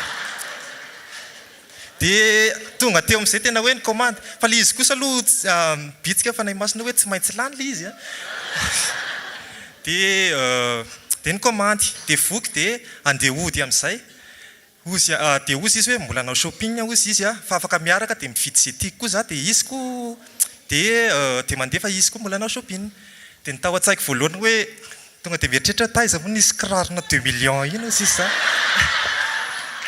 tonga dia hitady an'le botika le misy an'le kirarona 2 millions za dia tonga ara-potoana koa ny fanahy masina hoe tadidio ny fa sakafo ny nangatanao a sakafo ny nangatanao fa sao dia manitratra ozy izy dia tonga tao botika ihany moa zany zay dia nijerijery teo dia safidio izay tianao dia hoe tsy manino fa za tsy safidy nefa le any anatiko amin'io a tena hoe alleloia dia niandry teo za sao dia hoe mba hisy négociation amin'ny fanahy masina zany hoe manaiky za tena hoe niandry za mody mijerijery za hoe mba hiteny fanahy masina cette fois-ci zany manaiky za ary fa tena tsy namosotra izy dia teo amin'izay dia hoe misafidiana suite ray ary ianao izay tianao couleur tianao a dia izay tianao dia tiako fa ho azy zany le izy fa hoarina amiko fotsiny le suite dia nanoatra suite ray za dia nomeko anazy hoe ity ho any tiako dia ino no vidino ho azy dia tena tsy vidy ve osy izy ianao dia okeo a tsy vidy za dia nandeha amin'izay dia andeha hody za ako dia osy amin'izay izy ianao ve hony afaka miaraka amiko any Russie dia teo amin'izay ny tena enjana dia nalainy aloha dia nalainy le numéro WhatsAppko dia me confirmation ozy izy za par WhatsApp raha hoe vodiny ianao dia za moa ny teny anazy hoe maika be za fa tsy maintsy mody zao amin'izao ora izao dia nody za dia ny lalanay mbola niaraka ihany satria izy eo Ambohijatovo eo le villa le hofainy zany dia natorony anahy mihitsy le trano aloha hoe aty za dia afaka tonga ianao raha vonina moa afaka miresaka par WhatsApp foana dia teo amin'izay za dia tonga tany an-trano amin'izay za nanontany an'i Jesosy hoe ahoana zany satria le izy mifanakaikaiky amin'le destination hitondrany Jesosy ana za koa raha teo efa vonina ny zavatra rehetrarehetra efa misy passeport efa tena hoe avy amin'i Jesosy zany ty opportunité hoe tio afa tsy mila raha tena tsony dia tao anaty communion amin'izay nanontany an'i Jesosy za hoe tena avy aminao ve ty opportunité ty hoa Jesosy le izy en plus tena hoe tena tsara ny zavaboary natao noharin'Andriamanitra mitovy endrika aminy zavaboary tena hoe alleloia tena hoe teo le tena fakapana be indrindra dia nanontany an'i Jesosy za dia ozy Jesosy tamiko hoe tsoroko lazaiko aminao marina dia marina tokoa ozy izy fa tsisy avy amiko ny zavatra rehetrarehetra teo na ray ary ozy izy dia niporofoiny tamiko le izy dia gaga za hoe fa ahoana ary tsisy fahotana nge zany Jesosy hoa mbola nanamary tena teo zany zako dia ozy izy hoe voalohany indrindra ozy izy ianao tonga tena nanapa-kevitra fa tsy nanontany anao hoe hiaraka aminy sa tsy hiaraka aminy dia deuxièmement le izy fotoana efa tokony hodiko mihitsy le fotoana andehanako hody iny dia nylaniky tany satria efa eny fotsiny zany le routine quotidienne-ko hoe mody za amin'io fotoana io rehefa raha fa mianatra dia fahatelo ozy izy ny zavatra avy amiko ozy izy Jesosy tsy misy tambiny zany fa tonga dia meko madio fotsiny tsotra zao ka le taminy amin'le izy le hoe za makany Russie dia za mieritreritra opportunité ho ay le izy ka tena zavatra tsisy avy amin'i Jesosy tsy haiko zany izay nitranga hoe raha lasa za dia niconfirme ny Jesosy tamiko le izy dia teo amin'izay za vao nasy lesina angisabe za hoe misy zavatra tsy fahotana le izy fa eo rehefa tonga eo amin'ny stade eo le olona dia tsy le tevoly tsy akafanahin'ny olona amina fahotana hita hoe mibaribary tsony hoe fahotana fa alainy tevoly amina zavatra everinao caché le izy ohatra nge Jesosy Kristy hoe mamadika vato lasa mofo zany nge tsy fahotana nefa ny tao ambadika an'iny lasa niverina indray le image tao edena raha namadika an'iny Jesosy Kristy dia ohatr'izay le izy hoe rehefa tonga eo amin'ny dimension eo anao dia eo amin'izay le tena be da be no midribla eo le kristiana satria misy fotoana manontany tena kristiana manina zay efa ohatr'izao nefa mbola tsy nasery raha tsirina tonga dia tsoriko le izy tsy mety mitafiakatra amin'le dimension io mihitsiny dia zay le izy hoe be da be ny kristiana midribla amin'le stade io le izy tsy fahotana fa le izy tena fahotana ngesabe ny ao ambadika le izy fa caché ny devoly le izy dia le izy koa ny devoly mahafantatra en quelque sorte zany hoe ny destination hitondran'Andriamanitra anao dia mitondra zavatra mifanakaikaiky amin'iny izy. Ohatra hoe iran'Andriamanitra ianao makany Etosy dia voly mahita lalana mitondranao, mahita opportunité fakapana hitondranao hatreo a-Pasika zany ohatra le izy. Fa izy tsy omniscient aloha, izy tsy hatakatra ny destination finale hitondran'Andriamanitra anao. Dia voninahitra ho an'Andriamanitra irery ihany. Dia le numéro WhatsApp koa, numéro WhatsApp nomeko anazy moa zany le efa ancien, za raha tsy nanam-po fa iny no lasa nomeko an'le olona. Dia tonga tany an-trano za vao hoe hijery an'ny message zany dia gaga za ka le numéro WhatsAppko ancien be ka ilay ameko anazy fa tsy le vaovao. Dia voninahitra ho an' Jesosy fa nampiasainy Jesosy hatramin'ny farany zany le izy fa za tsy tonga tsy discerné. Tsika raha vao tsy ampivavaka tsika dia mijanona amin'ny dribble eo amin'ny dimension zay fa tsy manana discernement zany hoe fahotana le izy fa le izy tena fahotana le izy. Le izy inge tsy fahotana fa fahotana ny ao ambadika. Tsy haiko azonareo le izy. Dia voninahitra ho an' Jesosy rery. Alleluia, ny mivavaka ny Andriamanitra ao raha vavaka diso dia nony dia valiny le teo aloha fa tiako hoe nona tonga hatramin'ny rehetrarehetra mihitsy fa mandroso rahalahy mandroso tompoko. Dia fanamasina mihitsy na pahadiso an'le numéro WhatsApp numéro taloha no napetraka ny fanamasina tao dia na numéro any amin'izao raha tsy tadidiny dia lasa tony dia tsy afaka mifampiresaka voninahitra ho an'i Jesosy. Miarabantsika rehetra tonga eto amin'ny fanatrehan'Andriamanitra. Ny hira nataontsika teo moa dia hoe ateriny eto anatrehan'Andriamanitra amin'ny fisaorana rehefa misy zavatra nataon'Andriamanitra tamintsika tsirairay avy. Ny aso maro mifanohitra kely tamin'ny ranabavy tetsy tsy naniriny aty aloha izao androany nefa ny daritiny dia tonga teto. Fa raha programako fa tsy tokony ho teto. Toko tsotsotra ihany izy raha marina tsy tokony mbola zay rehetrarehetra moa zany fa fianakaviana hoe mbola zay misy zanako vavy zany any Paris any efa 10 taona mahery tany izy zany mipetraka any dia atao mariazy izy io amin'ny heriny androany dia ny tanareo moa le mangataka visa enjana be miandry dia tokony maly zoma zay iny andeha zay zany réservation be anay.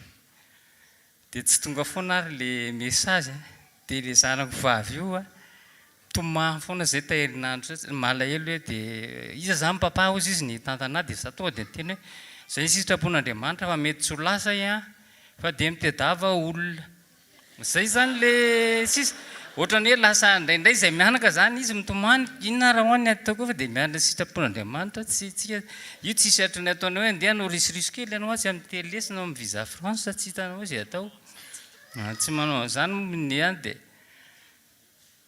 efa presque 10 jours zay satria efa akaiky le maly zany le tokony andeha dia makany foana lahatrinainy talata dia tsy mivaly foana le izy dia farany dia ozy izy hoe zay mivady moa zany dia zay zany sitrapon'Andriamanitra dia kanjony tamin'ny lakamisy mbola tsy nahazo le message dia vakamina mivadiko rehefa malaina le andeha lahatra eny ny valiny dia andao atsika ho any ihany fa miteny mihitsy le olo hoe indraindray no message tara dia nandeha tany zay mivady tamin'ny lakamisy 10h44 dia atao posiko tato le telefone rikirikirikir zay zay hoe disponible le passeport fa tena naizera aloha somary nitomany kely fa dia zay zany ny témoignage nijoko teto hoe Andriamanitra zany le vavaka ataonao io tsy amin'ny eritreretinao ny valiny fa za zany tsy nametraka tsony mihitsy hoe Jesosy ataovy ty fa za zany le finoka fa hatramin'izay fa hoe Andriamanitra manao zavatra rehetra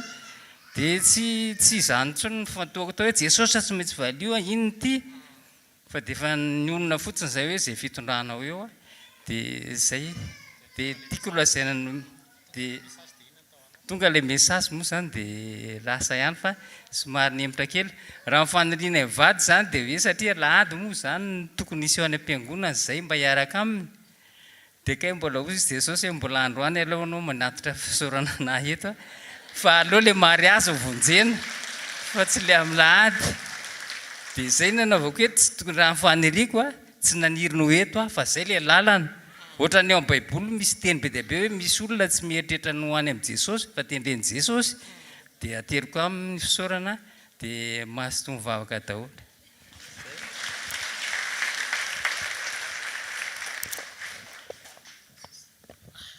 témoignage ray farany andramatsika ay mbola misy anankiray mandosy ianao tonton hery ty moa resaka ato an-trano ty fa dia tsotsorintsika ny resaka.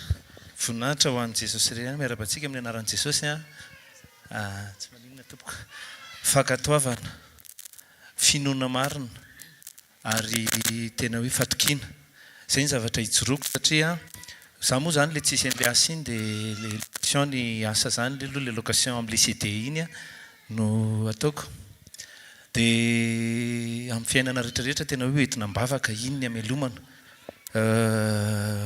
natao daholo ty zavatra rehetrarehetra ty amin'ny maha olombelona dia tsy mandeha mihitsy fa nisy olona anankiray zay tena ampiasain'Andriamanitra anome contrat ho anahy fotsiny dia rehefa mivavaka dia voninahitra ho an'ny tompo fa nisy contrat anankiray andeha ho an'ny Majunga nomeny olona io hoe hitondra faty nanontaniana ny mpanompon'Andriamanitra vola be le izy vola misimisy le izy dia ahoana Jesosy zany zavatra any mety ve mivavaka aloha dia hoe manontania ny mpanompon'Andriamanitra dia nanontany ny mpanompon'Andriamanitra dia hoe tsy maninona fa mety zany ohatran'ny tsy famadihana le izy aloha fa olona maty avy any ivelany dia alaina ny vanto dia aterina any Majunga dia teo aloha zany satria ny tena zany mila vola hoe anamboatra ny tômôbila anaovana ny pneu mivavaka talohan'izay Jesosy tena mila mividy pneu fa efa maty reto pneu reto efa tena efa sola fa tsy mila mividy dia zay aloha zany opportunité men'Andriamanitra dia rehefa nandeha amin'ilay vola dia nahita an'ilay izy dia falifaly hoe misaotra Jesosy fa andeha zany sao dia rehefa tena tonga teo nefa nijery le olona tômôbila dia hoe andraso fa ho présentena ny zareo le izy androany izy nijery le tômôbila dia rapitso zany ny départ rapitso alina mandeha tsika izy alina be amin'ny telo amby 12 alina io miainga makany Majunga tonga dia direct dia mivavaka Jesosy rehefa vita ny anina vita ny visity zao Jesosy ninona vola ilaiko ninona marina fa vola be ty mandeha zany ny amin'ny maha olona anao hoe ay vola be sosy be ty mety tsara fa zao oka ny sitraponao rery ihany oka zay tena directive anao rery ihany tonga izy niantso tamin'ny telo izy ny tonga teo nijery ny tômôbila amin'inona izy niteny tamiko hoe tsy raikitra le izy misaotra Jesosy misaotra anao fa zay zany ny programme anao fantatrao ninona marina fa mila vola fa makasitraka anao fa nampipresentenao ary zay zavatra dia hisaotra anao misaotra tonga ny tamin'ny 7 ny antso ihany io ramose io tonga dia départ Majunga ianao raha pitsy maraina amin'ny 4 vonona ve fa misy client afy ty ahoana zany Jesosy tonga dia zay hoe vonona aloha fa tonga dia ampionnareo dia miresaka halleloia raikitra zany teny tamin'ilay olona hoe tsy afaka andeha amin'ny 4 tsika fa engagé ny tômôbila fa mety amin'ny 10 sasany efa mety tafavoaka tao amin'ny parking rehefa lasa amin'izay dia tonga nandray an'ilay olona dia rehefa raikitra ilay olona dia ny olona moa rehefa izy manao ny location ny tômôbilanao dia tompony andraikitra izy amin'ny hevitra rehetrarehetra fa tsy afaka tonga dia mimpose ianao ny amin'ny hira enonana amin'ny zavatra rehetrarehetra fa tonga dia tonga izy vao ndresaka dia zay mihira zay tena mihira daholo eny an-dalana eny ampihira daholo zay dia manana ny hiranay zay fa sao dia génie ianao na zavatra ohatr'izany dia halleloia misaotra Jesosy fa tsy maninona fa zay zany vavaka Jesosy tena apetraka ampelantananao ty apetraka ampelantananao ty zavatra rehetra ninona zavatra raikitra amin'izay ary ty hira fa tena io hiran'izao tontolo izao io manomboka miala eo ambodiny sotry le olona avy eo ambodiny sotry hainareo tsara akipana ambodiny sotry fa tena lasa fa tena doty io sofika io fa misaotra an'i Jesosy fa tena mifantoka tamin'i Jesosy tena apetraka ampelantananao ty Jesosy lalana ninona zavatra mipetraka ary zareo tsy mitabataba enao sy Jesosy zavatra nitranga dia tonga mbola tonga teny Matsinjo fa nena tamina tômôbila anankiray aloha nidina Matsinjo moa fidinana be zay naseho an'i Jesosy anahy tômôbila anankiray sauf be ny frein tena tona tsetroka be dia namofona be vao afaka quelques mètres zay maninona raha tsy mijanona ty tômôbila ty fa raha misaofa ohatro maninona tsy andrasana koa angatsika aloha quelques mètres après an'iny vaky ny pneoko ary rehefa vaky ny pneoko ay ny frein koa sauf be fa tsy henoko tena alohan'ilay fidinana mihitsy zany misaotra anao Jesosy fa ay zany tena tianao kasihana tamin'iny zavatra iny fa tsy le olona mankasitraka anao satria raha tsy nihenanao ary raha tsy mivavaka raha dia mbola ianao ny lolalana nanao ny zavatra rehetrarehetra mba tsy isian'ny olana sy accident satria tena midina Matsinjo tena fidinana lava be tena hoe tena dia misaotra an'i Jesosy rehefa niala teo zay dia namboarina ny pneu vita ny pneu amin'ny sivy zany zay miala eo tia ranovelona amin'ny sivy sasany fa intelo vaky pneu zay mandrapatonga teo 7 kilometra tsiditra ny Ambondromamy fa rehefa tonga teo fa arivo efa tamin'ny 7 arivo indray zay tonga amin'ny 7 arivo indray zay tonga teo Ambondromamy fa vao vaky mihitsy ny pneu dia iny nisy bajaja vao afaka ny pneu dia tonga dia nisy bajaja tonga dia ndresahana ny bajaja zany hoe tena nalefan'Andriamanitra mihitsy zany hoe ninona zavatra nitranga rehefa hoe miaraka amin'ny Jesosy foana ianao mandritra an'ilay fotoana zany tsy miala aminy dia izy mamatsy ny zavatra rehetra isoraka an'Andriamanitra tsy monmonina tao anatin'ny zavatra rehetra zay nitranga fa tena hoe nakasitraka an'Andriamanitra sy ny saotra fa rehefa teo amin'izay zany dia lasa namboarina pneu afaka adiny roa teo vao nandeha tao anatin'ilay bajaja dia ozy izy ratsy be io toeran'io tena ratsy be mihitsy io toeran'io dia mivavaka Jesosy arovy fa matoto eo no napetraka ao ireo olo ireo tananao no mitantana tananao zay lasa tany rehefa tavaveriny zay afaka adiny roa teo dia tonga dia niantso le olona aloha teny an-dalana aiza ihany nareo dia zay mieritreritra hoe eny efa maika akory zareo zany satria efa arivo dia tonga teo zay dia nisy zandarma anankiroa tonga teo dia nitetsaka le olona hoe reto zandarma reto vao lasinareo dia tonga teo fa nandeha motonakany izy dia miverina hoe iverina zay iandry anareo fa ratsy be ty toeran'ity mandra-pandehanay mandra-patonga anay vita mihitsy ny pneu zay vao lasa fa nandritra an'izay fotoana zay ny afaka niteny tamin'le olo hoe zao alao mba hira fiderana amin'izay no enoantsika mialeto aloha teo aho zany vao nanomboka afaka niteny tamin'zareo alao atsika eno hira fiderana mba mena voninahitra kely ao Andriamanitra fa izy ny tompony lalana dia mba alao mba hira fiderana nanomboka teo zay nira tsy naninona ntsony fa tonga somatsara tany Mazenga isaorana an' Jesosy rehefa miverina zay isaoran'Andriamanitra fa nahazo pneu vaovao le vavaka zay nataoko vita vao karakara ny tomobile vita mihitsy ny entretien tany Mazenga nanao ny entretien rehetrarehetra niakatra zay ny hira fiderana mandra-patonga taty Antananarivo tsy nandeha tsony lay hirany zareo dia tena hoe ny zavatra isaorako an'Andriamanitra zany le fatokiana tao anatin'le vola tsy natoky hoe satria vola be ty dia kivy ianao satria mila vola fa tena hoe tompo rehefa matoky ianao amin'ny zavatra anankiray dia mamatsy foana izy amin'ny zavatra rehetra faharoa tonga tany amin'ilay toerana tany Mazenga soferan'ny tomobile rehetrarehetra ao anatin'le restaurant aiza lahy matory dia zany mbola mitoy ihany le tao aorianan'le tany Tamatavy nanofany zareo chambre manokana dia matory any amin'ny chambre fa tsy ao anaty tomobile zany hoe isaorako an'Andriamanitra fa zay lalana rehetra nandehanako zany mbola isy ihany vavolombelona manaraka moa rehefa avy eo fa lava loatra le androany dia toizako amin'ny manaraka fa tena hoe gaten'Andriamanitra tsy avelany hoe atory any anaty tomobile zany hiaina amina zavatra tahaka misy sofera be dabe zany matory eo amin'le parking fa za any anaty chambre ny tohany daholo momba rehetrarehetra dia ozy mantsy anazy zaho hitondra redy sofera fa za ohatra ny somary tsy amin'ny forme zay ny lamosiko tsy afaka mibatetana tsy afaka manao n'iny calme ianao ny ekipako daholo manao n'le izy na mamatotra bagazy na manao ny rehetrarehetra fa mibaiko fotsiny ianao baikona daholo le olona tena ozy hoe alleloia tena Jesosy tena hoe tsara ianao satria zao ahoana moa ny baikonao ny patron anao nefa izy ny manofanao dia ianao zany etsy zany ianao zany le patron mibaiko fotsiny dia tena nisaorana an' Jesosy fa zay zavatra rehetrarehetra natao dia tena hoe napahita fity le Andriamanitra tamin'ireo olo ireo dia izy daholo namatotra niakatra nanao rehetrarehetra fa miteny hoe miakararanga miakatra izy vaky ny pneu dia izy mamoaka dia izy manao ny ihany alao ianao tsy manao nininona mihitsy aloha fa alao zay fa aza miafahafa mihitsy ianao dia hoe zany zavatra any nisaorako sy amezako voninahitra an'Andriamanitra satria izy ilay Andriamanitra lehibe dia raina ny to Alléluia.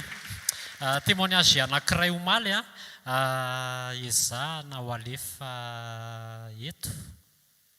Alléluia. Témoignage iray omaly ezahantsika ho alefa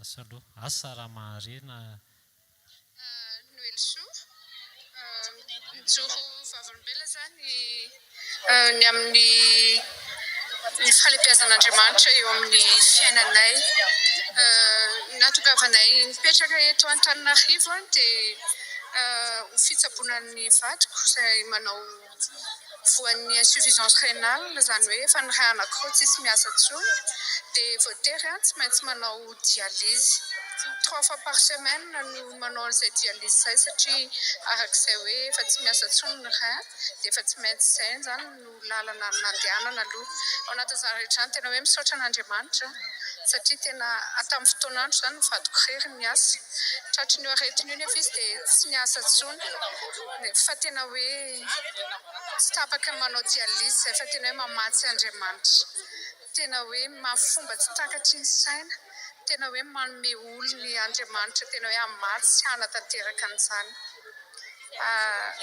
toy izany koa ny amin'ilay zanak'iray mianatra amin'ny école privée izy dia rehefa miresaka amin'ny olona dia tena hoe mitory ny fahalebiazan'Andriamanitra tena hoe tsy monsieur plaindre ao anatin'ny zava-misy amin'ilay iainana fa tena hoe lehibe Andriamanitra ary izy rery no mendrika io terrain na aseho mihitsy izany hoe fahalebiazan'Andriamanitra izany tao anatin'izany fianaran'ilay zaza izany dia nafantatra ny situation misy anay ny taletsekoly dia nanapa-kevitra izy hoe tsy mandeha écolage io zanakareo io mandritry ny fianarana izay ho ataony tena hoe lehibe Andriamanitra tsy takatry ny saina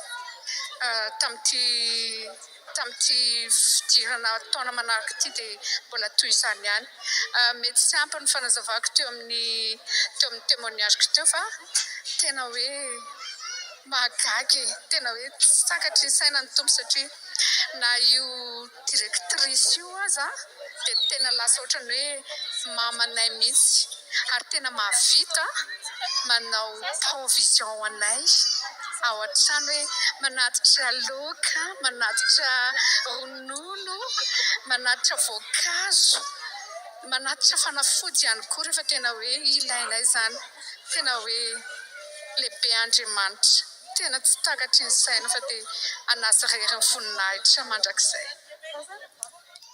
Alleluia. Mba hoe teka mafy ho an'i Jesosy tsika. Mendrika loatra Andriamanitra raha ankalazaina. Amen. Mandinika anao Andriamanitra dia mihaino anao. Alleluia. Misy tena Andriamanitra anankiray tsaroako hoe ny saina tsy miovaova dia arovan'Andriamanitra amin'ny fiadanana tanteraka satria matoky anao izy. Mijery anao Andriamanitra dia mihaino ilay vetsevetsim-ponao ireny.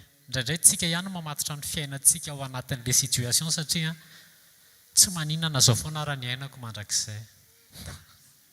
Ao anatin'io nefa dia Jesosy maharary ange zao fa fotoana androany tena hoe ireglena ny zavatra rehetrarehetra. Mety matsiaro irery ianao fa ilay témoignage rehetrarehetra teo dia manondro sy manambara an Jesosy fa mandinika anao izy mihaino anao izy mamaly ny vavakao izy mety ho tara ilay izy fa mandinika anao izy dia mamaly anao izy. Alleluia. Taony nampendrasiny amin'ny visa fa nivaly ange ilay visa amen. Taony nampanantenaina mbola misy témoignage anankiray fa ngamba ny amin'ny manaraka izy maketo. Taony nampanantenaina hoe tena nangataka sakafo amin'ny Jesosy iza nona raha paster zao zao neto dia hoe io misy loka fa atramina tsy haiko antsipriana ange reto izany hoe tena nona fa tsy manam-bola. Jesosy tena nona izy tsy nandeha niresaka tamin'ny rakotona arabe fa tany amin'ny Jesosy dia Jesosy naniraka olona ampisakafo azy dite misy rozy sakafo gasy sakafo rehetrarehetra hatramin'ny antsipriana dia fantatry Jesosy ianao hoe dia ny Andriamanitra koa mahavita miannule notification. Alleluia. Mety hoe efa sele zany aminao raha ny momba an'ity dia zao efa mipetraka any le izy fa Andriamanitra rehefa mahatoky eno tsara le témoignage avereno enona fa rehefa mahatoky an'Andriamanitra bakoka 3:17 na dia tsy mamontsina raha ny aviavy za mbola hifaly sy ravoravo amin'ny Jehova. Le ramatoa le nanambady 7 taona mbola tsy nahazaza fa réveillon anankiray miravoravo amin'ny Jehova dia omeny anao zay riny fonao. Possible ny olona miteny zay tiany tenenina fa misy Andriamanitra ao rehefa tsy nivoaka amin'ny vavan'Andriamanitra dia aza hifantohana. Amen. Tenenina eo akaikinao rehefa tsy nitenenin'Andriamanitra dia aza raharainy Alleluia.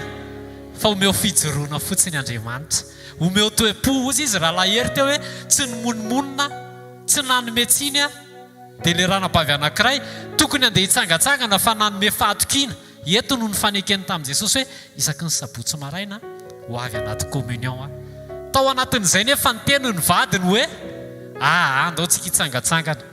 Rehefa nanome fankatoavana toe-po mankatoy ny vady dia Andriamanitra ny nandamina ny rehetrarehetra ny regle hatrany amin'le maman'le tompona biksia tsy afaka mijanona eto tsika fa io ny maman'ny tompon'ity fiara ity tsy tara izy amin'ny fito miala ny atsapan-drano tsy tara izy tonga eto taizany nisy an'izany.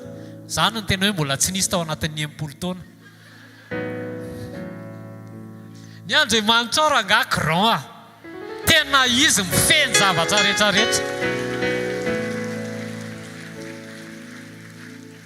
Tsy haiko ianao raha mbola hisafidy Andriamanikafa fa ny ahy efa hevitra efa tapaka ny ahy. Tsy hisafidy Andriamanikafa fa zay ataon'Andriamanitra eto ny hvkl-mission. Tonga dia ny ato dia mizingizina ary mino aho fa tsika rehetrarehetra reto zany daholo tsika. Tsangana ianao dia andao tsika hisaotra an' Jesosy. Dia rao ny Andriamanitra ao tao anatin'ilay témoignage teo mety tsy vitako le résumé fa lehibe izy. Isaory fotsiny izy e. Tsy isaory izy ny amin'ny situation zay lalovanao. Isaory izy ny amin'ny zavatra zay mitranga androany. Mety nona ianao zao fa isaory izy dia aza monimolina omeo toe-po Andriamanitra. Isaory izy ankala zao fa mahita ny androaninao izy, mahita ny omalinao izy. Raha zazakely efa hoe olona bevoka nandeha raha foana zany apahatelo ny placenta sisa nitazona an'le zaza, teraka le zaza normal. Tsy normal zany amin'ny olombelona fa ao amin'Andriamanitra izy ny pary, izy ny miaro nanao, izy no mamatsy anao, izy ny mandefa bajaja hitondra anamboatra pneu, izy ny mandefa gendarme amin'ny toerana mampidoza. Tsisy olona afaka mibaiko an'izany. Mbola ao amin'Andriamanitra ihany koa no misy an'izany hoe ianao karamaina indray no mibaiko ny mpandovolanao. Tsy misy zany eto amin'ity fiainana ity fa ao amin'Andriamanitra ianao patron iray no omena vola hoe andao rangaha fa ianao karamaina dia mbola ianao no mena vola dia ianao mibaiko ny rehetrarehetra. Asandrato Andriamanitra fa tsara izy, isaory izy omeo fiderana Andriamanitra fa mendrika an'izany izy. Ray amin'ny anaran'i Jesosy misaotra fa ao anatin'indray andro dia andefasanao olona anankiray zahay hividy entana 45 pièces mahafeno ny vola ilaina rehetra. Ary ao anatin'izany koa dia tsy tianao zahay tsy hatoky fa homarina amin'ny fotoana rehetra Jesosy dia ao anatin'ny fotoana anankiray dia andefasanao olona zay hividy entana valeurana 800 000 francs. Misaotra Jesosy fa mandinika ny fiainanay ianao isaky ny antsiprian Jesosy sarobidy aminao ny fampivavahanay, sarobidy aminao ny firaisamponay iombona mambavaka Jesosy fa rehefa tanteraka izany dia milamina ny zavatra rehetrarehetra. Misaotra Jesosy satria ianao no mamatsy na dia efa vita raha ny notification rehefa manome ny toe-potadiavinao dia ho an-tananao no hoavinay Jesosy. Io tsy miankina amin'ny hoe voatazona ve le asa sa voaroaka teo amin'ny asa fa rehefa faly ianao dia zay tianao no mitranga io amin'ny fiainanay. Misaotra ny amin'ny toe-po izay ampianarinao anay ao anatina fahatokiana, tsy mitoky amin'ny notification fa mitoky aminao. Misaotra Jesosy fa ianao no mifeny zavatra rehetrarehetra miala amin'ny fito any atsapan-drano tonga tsy tara eto amin'ity toerana ity. Misaotra Jesosy ny amin'ny fankatoavana anao sy ny sitraponao tsy antehatra amin'ny moyen, tsy monimonina rehefa votsitra ny contrat fa miandrandra anao foana Jesosy ary mahay misaotra. Misaotra Jesosy fa ampianarinao zay ao anaty toe-javatra zay lalovana, tsy monimonina fa anome toe-po zay akasitranao. Misaotra fa ianao no mandefa contrat raha annulé ny anankiray dia amin'iny andro iny ihany, amin'iny alina iny ihany dia misy anankiray avany aminao.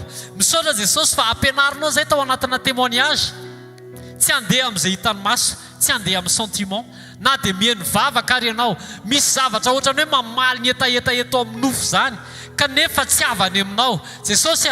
Misaotra fa ao anatin'ny rehetrarehetra dia mampianatra ianao hoe mila velona ny discernement, mila manana fiainam-bavaka izay.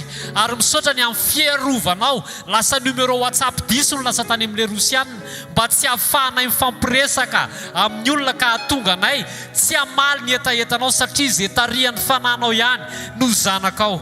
Misaotra ny amin'ny lalana hitarihanao anay atao anaty communion Jesosy ahatonga anay tena ho authentique, tena ho zanak'Andriamanitra marina, tsy handeha amin'ny sentiment. Misaotra Jesosy ny amin'ny fijoroana ao anaty communion. Misaotra Jesosy fa ny contrat mety tsy ho tonga, ny contrat mety annulé satria mijoro amin'ny sitraponao zahay, mandahy tsy tatitra olona anao famadihana, tsy handray anjara amin'izany mihitsy. Fa ao anatin'izany nefany dia mafiorina ny fiombonanay aminao. Ampianarinao zahay hanana fiainam-bavaka mandraka riva, hiresaka aminao, mandefa toe-javatra hatrany ianao mba ahafahanay miresaka aminao amin'ny zavatra rehetrarehetra Jesosy.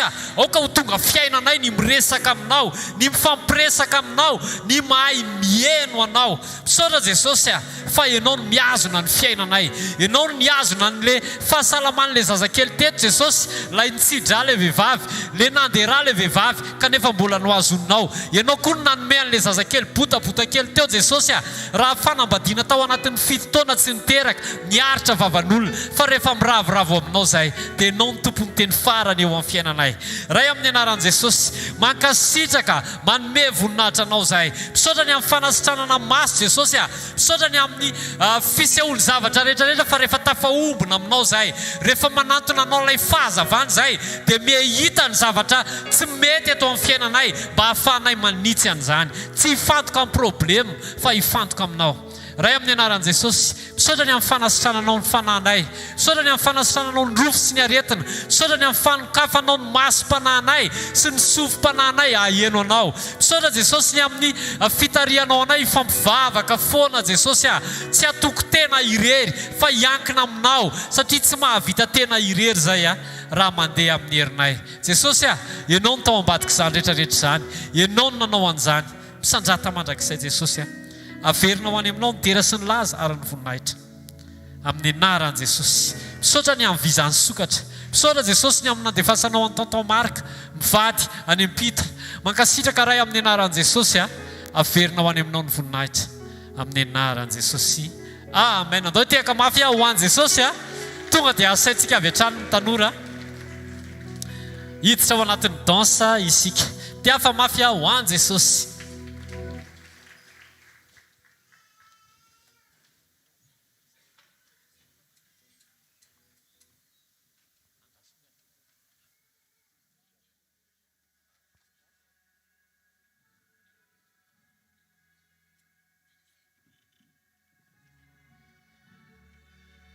Asiurakuraka ho an'i Jesosy.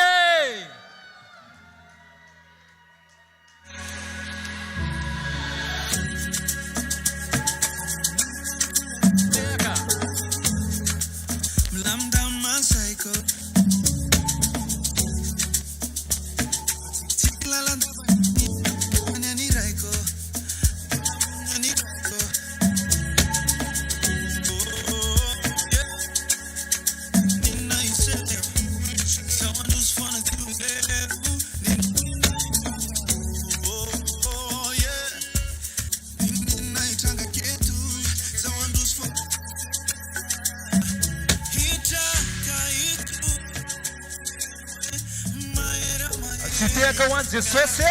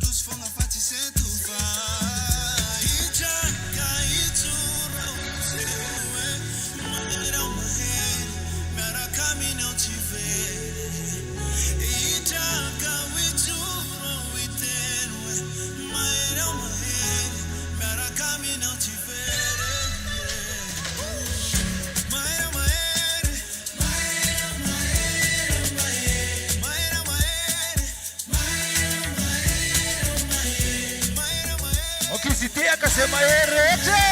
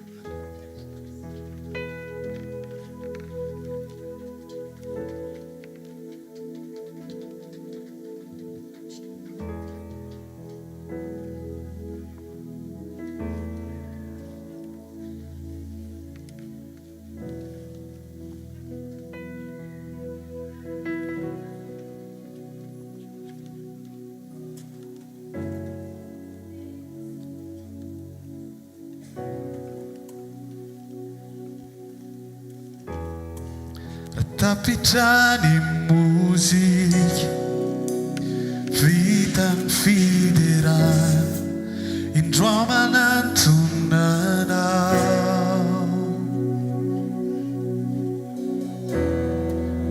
te alolotra se mendrikanao ampifalifonao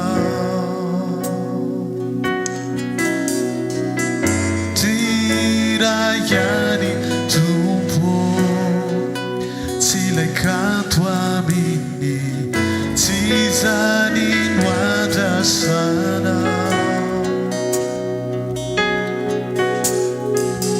Famio tizani tumpo Non te ne nawa amigo Ni fuku nuterena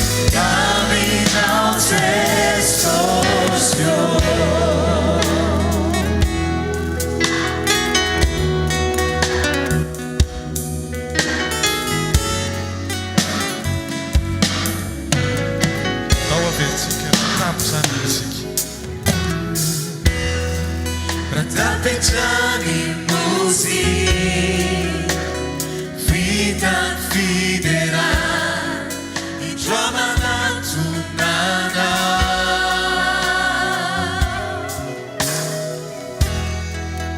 Te anulutra Se mendrikanao Ampifalifonao Tiraya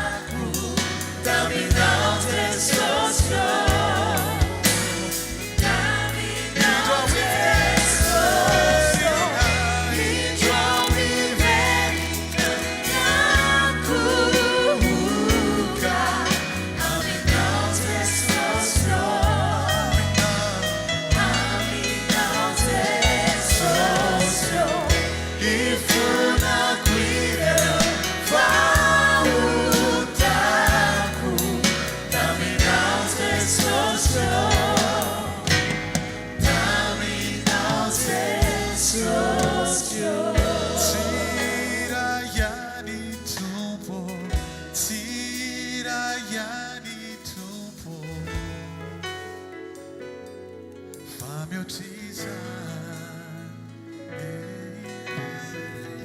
fa miujiza ni tumbo fa miujiza ni tumbo nifunai mtirinao Jesus nifukunu terenao nifukunu terenao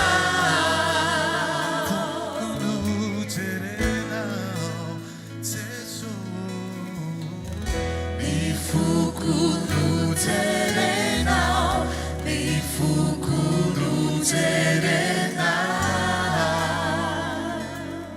Idwa wiverina, idwa wiverina yakuka, aminao te socio.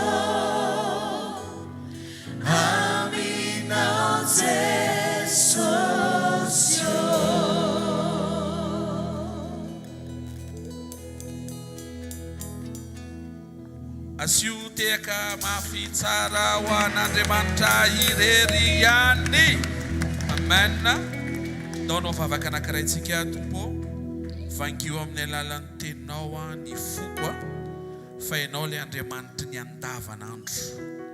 Retsika tao anatin'ireny vavolombelona reo teny fa sady Andriamanitra ny Baiboly izy niseho teo amin'ireo olona be dia be nitantaraina tamin'izany fa Andriamanitra ny andavanandro koa izy afaka mamangy an'izay olona mangetaeta azy tahaka sy tahaka anao. Sandrato ny tananao dia sokafo ny Tompo. Ray amin'ny anaran'i Jesosy ny fonay no miankohaka eo anatria ny fiandriananao sy ny fahalebiazanao sy ny fahatsaranao sy ny voninahitrao. Saotra betsaka ny amin'ny fotoana maraina nanateranay ny fiankofana sy ny fiderana, nandrenesany sofinay ny fiasanao, ny fatokinao ny amin'ireo vavolombelona maro loko izay nijoroan'ireo mpiara-mivavaka, ny amin'izay nataonao, ny amin'izay fisehoanao amalinao vavaka anaovanao fahagagana. Saotra betsaka vangio amin'ny alalan'ny teninao indray izay tsiraray avy amin'ity marain'ity, amin'ny anaran'i Jesosy Kristy avy Nazareta. Amen. Asiteka mafy tsara ho an'i Jesosy miarabantsika amin'ny anaran'i Jesosy Kristy Tompo ary manona ny fiadanan'i Jesosy ho amintsika tsiraray avy. Avy hatranintsika dia hiditra azy ny amin'ny fotoanantsika androany afaka mahazo toerana ny ety ambony saina. Avy hatrany dia hiditsika ny amin'ny loha hevitra nomeny Tompo antsika androany nampitondraina ny lohateny hoe Kristy mampandresy. Avereny hoe Kristy mampandresy. Obolona toko faraiky amin'ny roapolo dia faraiky amin'ny telopolo no anomboantsika azy satria an'Andriamanitra ny fandresena no sady avy amin'Andriamanitra ny fandresena ary tokony ho voaraintsika miaraka aminy ny fandresena ary voatahiry eo amin'ny fiainantsika isan'andro ny fandresena ary tokony hiainantsika miaraka aminy ny fandresena. Anaran'i Jesosy voaomana ny soavaly ho amin'ny andro iadiana fa ny Jehovah ihany ny fandresena.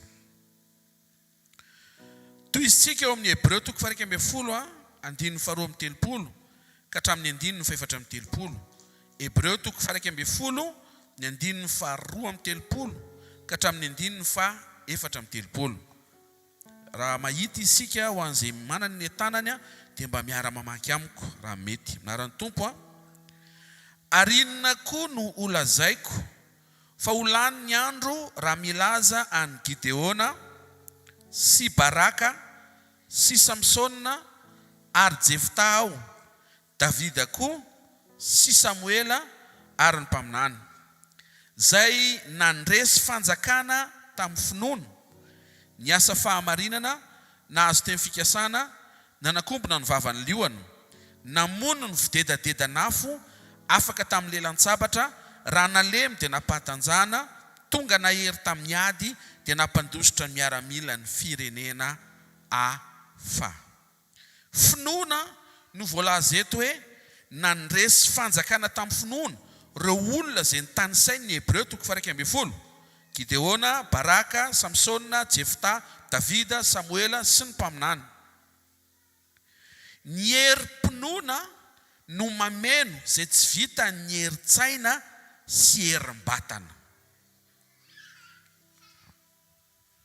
Iny io raha misy zavatra atrehanao ka vitanao dia tsy ilana finoana. Fa ny ilana finoana eo amin'ilay asaina atrehanao nefa tena tsy ho vitanao mihitsy.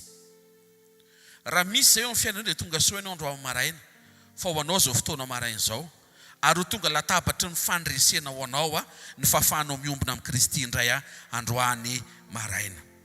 Ireo olona ireo dia niady. Ary rehefa niady izy ireo dia ny zavatra natrehany mihoatra noho ny maha-olona dia teo Andriamanitra no nanampy azy. Zay no atao hoe finoana. Averiko.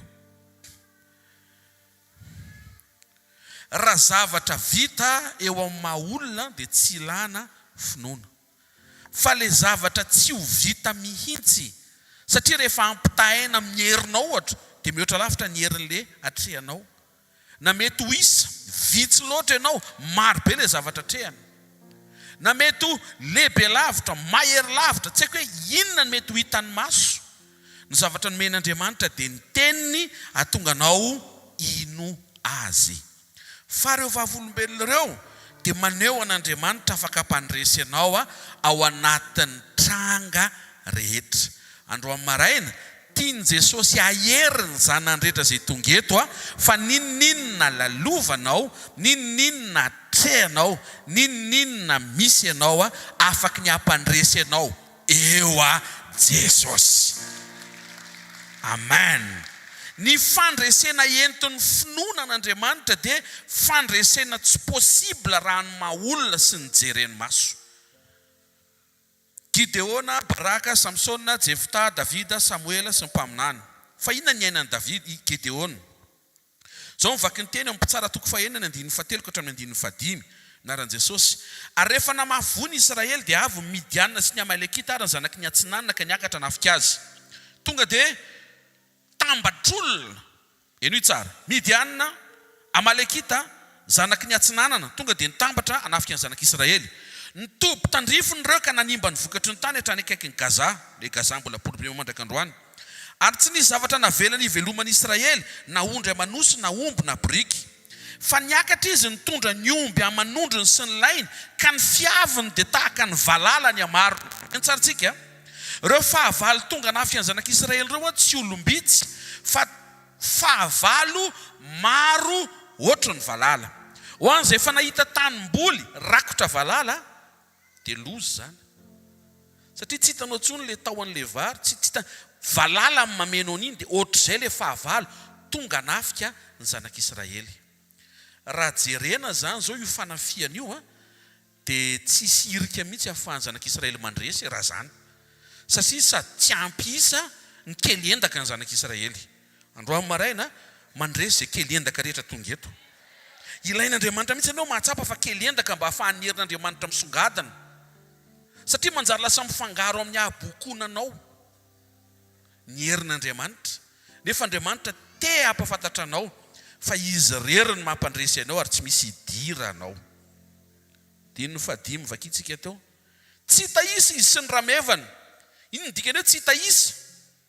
Tsy voisa. Niditra tamin'ny tany izy andrava azy. Pitsara toko fafito andimy faharoapolo ka hatramin'ny andimy faraika. Pitsara toko fafito andimy faharoapolo ka hatramin'ny andimy faharoa amby roapolo aminaran'i Jesosy.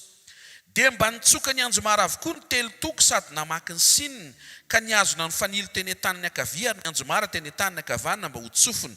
Dia niantso hoe izy nisabary Jehovah sy Gideona. Ary samy nijanona teo amin'ny fitoerany avy manodidina ny toby izy rehetra dia niazakazaka amin'ny miaramila rehetra ka nananana sady nandositra. Nitsoka ny anjomara ny 300 lahy fotsiny niaraka tamin'ny Gideona, ny Midianita sy ny Amalekita sy ny zanaky ny Atsinanana 120,000.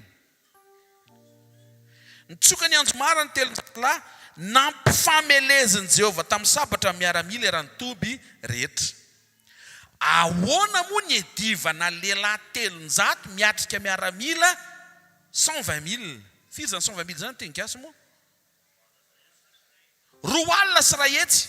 Ataovana calcul vetivety miaramila jiosy ray zany manafika midianita firy 120 000 divisé par 300 400 jiosy anankiray zany a mila mandringana midianita efajato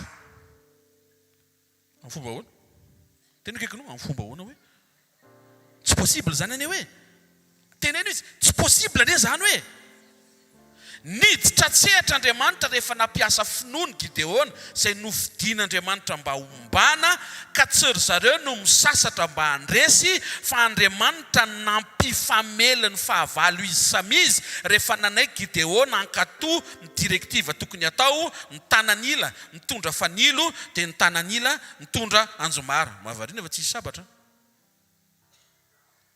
rehefa Andriamanitra niasa ary ny fanantenako dia mba hiasa ny fiainanao Andriamanitra mba ahafahany fandresenao ho azo tsapahitanana tahaka izay ny tantaraina hita sy ny soratana ny seho teo amin'ny fiainany zanak'olombelona tsara toko fahavalo dia 7 anaran'i Jesosy resy teo ny lohan'ny zanak'Israely Midianina ka tsy natraka ny lohany intsony io Gideona nampiasain'Andriamanitra io dia lehilahy mahantra kely niaraka tamin'ny miaramila vitsy kely hiatrika fahavalo midianita efa 2 sy 3 hetsy ny isany amin'ny teny frantsay dia hoe supériorité numérique ny isan'le fahavalo dia nihoatra lavitra no nisan'ny zareo izay niatrika fa rehefa niditra tsehatra Andriamanitra fa nisy finoana teo dia lasa nisy fandresena androany a tsy problema nisa fa problema raha tsy miaraka amin'Andriamanitra ianao androany tsy mampaninona izay isan'ny olana mety lalovanao na manakana anao na atrehanao na mety mbola tsy niva hatreto minao fa tsy efajato zany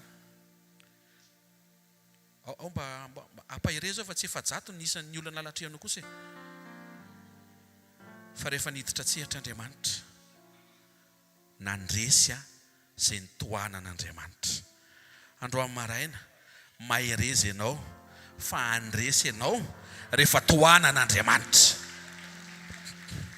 ohatra ny mandifotra be misainan'le izy hoe ho fahavalo maro anisa tsy voaisany miatrika fa Andriamanitra tsy niteny hoe isao le fahavalo fa ozy Andriamanitra hoe banjino ny tavany izy Andriamanitra Gideona niatrika io dia tandidin'i Kristy mitondra ny anjomara sy ny fanilo ho amin'ny fotoam-pampakarana anjomara fanairina fa ho tonga ny mpapakatra fanilo le hoentina mba ho fantatry ny mpapakatra ny Virjiny tahaka ny ao Matio 10:20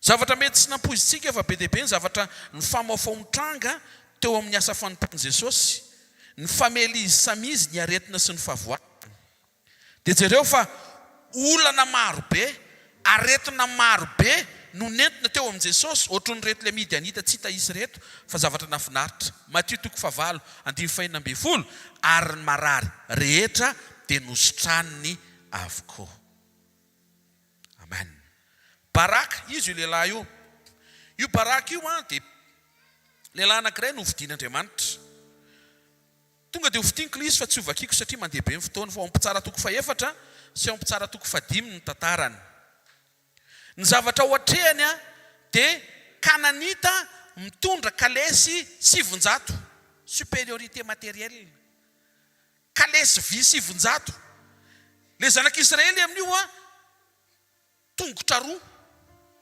tanana roa tsy hita hoe anao ahoana na ifanenjika ary tsy possible rehetra mitondra soavaly sy kalesy ianao mandeha tongotra ara-pitaovana zany raha ny maso maolona dia tsy possible mihitsy mifandreseny zanak'Israely teo io baraka io nandeha nanantona ny Debora ilay mpaminany vavy baraka io mpitsara ny juge rehefa tonga teo amin'ny Debora izy dia nivavaka Debora dia niasa Andriamanitra dia niseho ny ray le fandresena tena kaikinao tsy ny amaro ny le ady hoe tsy ny fitaovam-piadiany fahavalo hoe fa ianao miaraka amin'Andriamanitra hoe tsara toko 5:20 sy 21 amin'ny anaran'i Jesosy avy tany an-danitra nisy ady nikintana tamin'ny aleny niady tamin'ny Sisera niony kisona ny poka azy zany niony ely zany dia niony kisona mandrosoa amikery ianao ry fanahiko.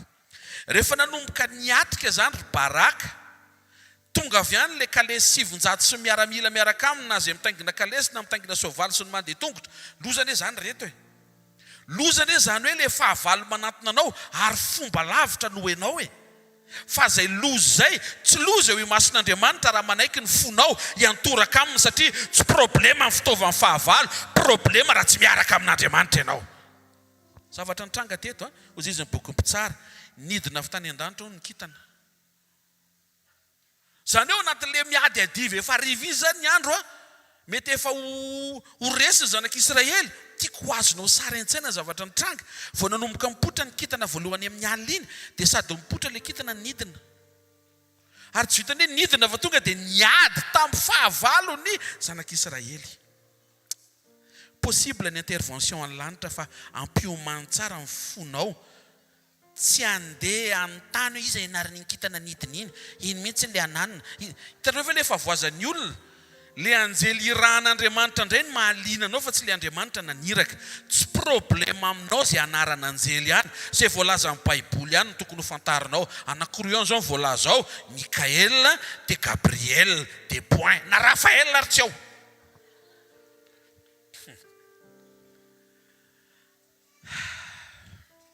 Tonga dia intervention enjana be. Nidin'Andriamanitra nampandresy an'zareo nefa ny fahavalo niatrika azy ara-pitaovana. Androany maraina fantaro fa tsy fitaovana no ampandresy ianao, tsy fitaovana ny ampahomby ianao. Atsaro hatreto le hoe normal ny vazara tonga ohatr'izao ry zareo ne manam-pitaovana tsia. Tsy mankala vazara miteny an'izany. Fa manaitra anao tsy ao ambadiky ny fitaovana ny ahomby azy anao fa ny fahafahanao miaraka amin'Andriamanitra. Ohatrany misy amenna ray zao tato ambady tato. Ray sy tapan'le tato ary ohatrany le anankiray ohatrany tsy tena tapa-kevitra koa. Dia ny eny tsy henoko tsara hoe amenna sa tsy amenna zany. Tena amenna zany satria draindray tsika mieritreritra hoe ty asy ty zao tsy mety raha tsy tonga le fitaovana vaovao. Ty fitaovana ty mila misolo fa io mihitsy tsy mampipoaka an'le afera. Tenerekekinao tsy fitaovana mampipoaka afera hoe. Fa mila miaraka amin'Andriamanitra ianao hoe. Ary tsy miala amin'Andriamanitra ianao hoe na tsy mipoaka ary ny afera. Ny sekoly zany tsy sekoly fampipoahana afera. Fa sekoly anaitra anao tandremo sao dia io afera be io ny ampisaraka anao amin'Andriamanitra. Na io afera tsy mandeha io koa ny ampialanao aminy. Zay afera ve mandrakizay mpanjinina. Manaraka ho azy io rehefa hitan'Andriamanitra fa afaka ianao sy votsitra. Client anankiray afaka mandany ny tsena. Tadinareo ve le témoignage teo? Mba raisy moe. Aza ferana hoe tsy maintsy misy client 400 voatratra ny chiffre d'affaires anao avelo Andriamanitra hiasa. Tsy apozinao ary possible efa akatinao mihitsy ny tsena vao maneno ny telefônina. Tsy haiko raha azontsika ve zany? Ianao zany aza mistressy. Aza mistressy tsisy mpividy miditra. Le eo akaiky ny tena mahazo betsaka. Meo voninahitra ny tompo fa anjarana zany aloha zaiko. Tsy hoe makany anao izy esoro mihitsy zay sainy zay. Tsisy makany anao zany satria ianao tsy makany ny hafa raha tsy diso. Fa raha ianao kosa makany ny hafa dia ny tenin'Andriamanitra dia mazava fa zay tianareo ataon'ny olona aminareo dia ataovy. Karaha misy olona tonga aminao raha mpivarotra ianao mitaraina izy. Zay mpividy ary amin'ny rianina fa ohatrany te hiala any dia ny réaction anao jerevan'Andriamanitra. Raha eo ianao falifaly hoe tsara aminareo reo miala any mihitsy fa zay koa ne manao ohatran' io dia miomana fa ho ataon'ny olona ohatr'izany koa ny client anao any ambadimbadika tsy hita amin'ny masonao any. Manaova tsara fanahy. Ka rehefa tamin'ny foanareo no mividy dia ndahanany foanareo no mividy hatramin'ny farany. Amin'izay fotoan'izay rehefa mitonatonona manontany ohatr'izay koa ny client anao dia ho valian'ny olona ohatr'izay koa any amin'izay mba hisy azy. Ny fandresena ny ainan'ny baraka teto dia maneho fa ny lanitra afaka aminao intervention. Ary Jesosy Kristy dia nijoro avolombelona foana fa nitohanany fanompon'ny anjely hatramin'ny voalohany ka hatramin'ny farany ny ministerany. Le tamin'ny Gideona teo supériorité numérique izy Ty faharoa ty supériorité matérielle et technologique. Samson anisany exemple nomena teo koa.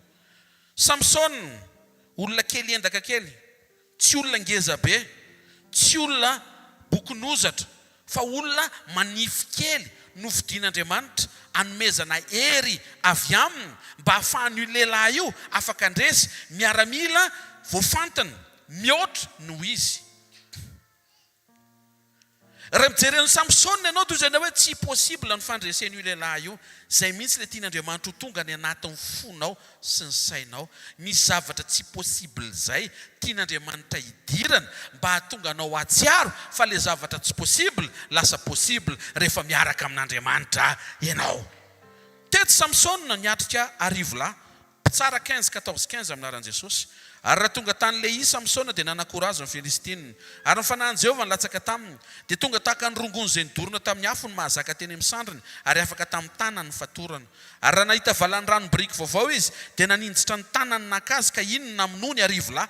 Olona anankiray kely nampiasain'Andriamanitra nampindramany hery, tonga dia nandresy arivolay ndray andro. Misy zavatra possible zay fa raha mba mety dia miaraha amin'Andriamanitra. Ary Samson tamin'ny valany ranom-biriky nahafatesako antotany iray, eny antotany roa. Tamin'ny valany ranom-biriky nahafatesako arivolay. Ny fatorana teny an-tanany no afaka rehefa nidina ny fanahin'i Jehovah. Neny Jesosy, ny fatorana izay mifanena aminy no afaka satria ny fanan'Andriamanitra no ao aminy. Samson dia manondro an'i Jesosy ihany koa, maty izy hamono Filistina. Jesosy ihany koa maty, andringana ny fahotana sy ny aretana. Jefta, ty lehilahy ty ihany koa dia niatrika ady, ary le ady natrehany dia ady nisy fanoherana ara-panahy. Le nresantsika tamin'le Gideona teo tonga dia isa, tonga dia fokon'olona be niady tamin'ny zareo fa resy.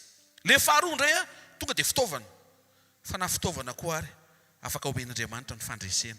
Tamin'le fahatelo indray resaka miaramila, reto miaramila be dia be reto ringana tamina fampiasan'Andriamanitra olona anankiray. Tamin'ity Jefta ty indray nampiasany fivavahan'ny Filistina tamin'ny Andriamanitra tsy iziny zareo hiatrika ny zanak'Israely. Izany hoe tsy resaka adiady tsotsotra izy izany, fa nampiasany sampiny izy sy ny odiny. Tsy haiko karazanareo ngamba le izy, fa ny zavatra mahafinaritra zay tohanan'Andriamanitra mandresy avy reno, zay tohanan'Andriamanitra mandresy hoe. Taranaka amona ny voalaza fa hiady tamin'ny Jefta, niaraka tamin'ny Andriamanitra tsy izy atao hoe Kemosy. Io Kemosy io midika teny fototra dia hoe lay mpampanaiky, ary be dia be ny vahoaka sy firenena tanàna efa noravany reto taranaka amona reto avy amin'ny fivavahany zareo amin'ny Andriamanitra tsy izy. Reto zany tsy le miodikotina fa tonga dia hoe zao nareo miaraka amin'ny Jehovah, zay miaraka amin'ny Andriamanitra ay terre éterne.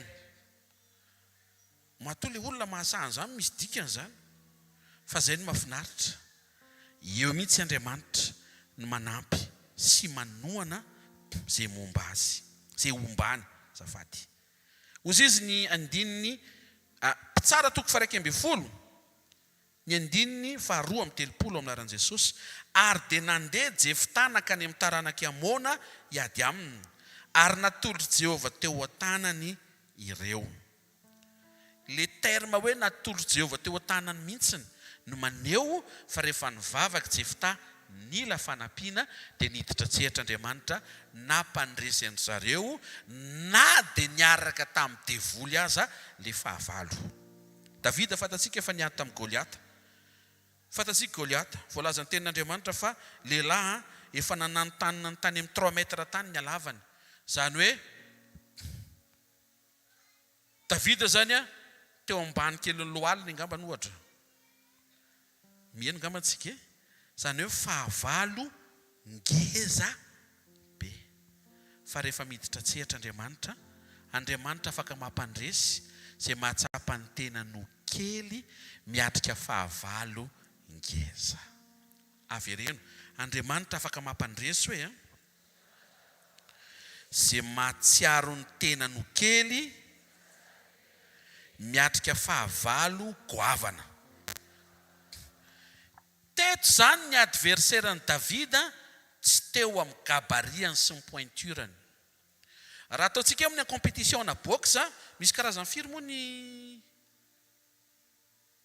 avetsona an'iny kategoria. Ina dao ny kategoria na boxe ho an'izay tao taloha na zay nakafy an'izany tamin'izany fa tsy makafy tsony amin'izao.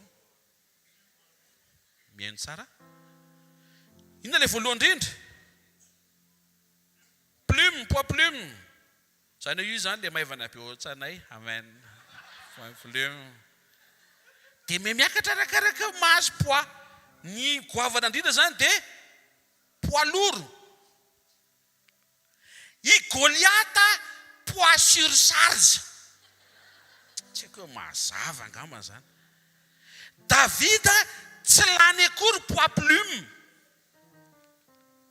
Zany hoe raha jerevana indray zany dia sady ho folaka no tapadoa no kendo ngany izazy io e.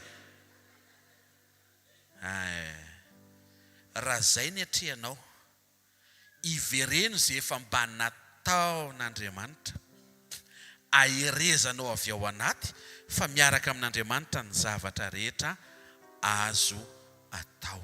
Rehefa niatrika an'io sakana goavana be io Davida, dia nisongadina be ny fiankinany tamin'Andriamanitra, dia afaka nisongadina be Andriamanitra le niankinany. Miara-miasa mahasoa zany io zavatra atrehanao io, ahafahanao mifikitra bebe koa aminy. Aza mametra-panontaniana hoe maninona ary ny ana le problema ngeza be reny foana, satria Andriamanitra te aneo aminao fa tsisy problema ngezaka iotra zany, ary eo Andriamanitra aneo ny vonany ampandresy anao.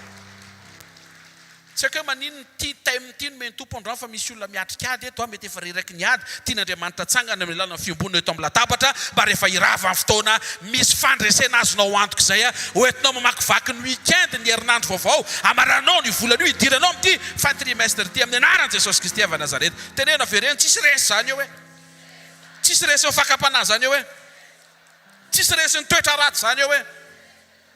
O zao misy miandry tsisy resy ny mpamosavy, toetra ratsy aloha. Mpamosavy zany manaraka fotsiny fandresena zany, toetra ratsy aloha mila resena, ary tsy toetra ratsy le mpamosavy kosa dia disina hoe resy ny toetra ratsy toetra ratsinao zany tsofina rano zany hoe resy. Mazava le izy e? Aza maika hijery ny hafa, jere fitaratra, misy zavatra azo amboarinao mba ahafahan'Andriamanitra mahazo aina hikasika sy hikitika amin'ny fiainanao. Zavatra impossible be zany hoe Goliata géant zatrady. Zatrady, efapolo taona io fotsiny nataony. Ainy miady. Natapena ny masony dia tapaka ny lohan'izay olona miady aminy eo. Natapena ny masony. Zany hoe olona tsy nanao fa tsy miady. Ty miady. Mahay miady. Vatany dia efa nivolavolaina hatramin'ny mbola kely ho vatana miady.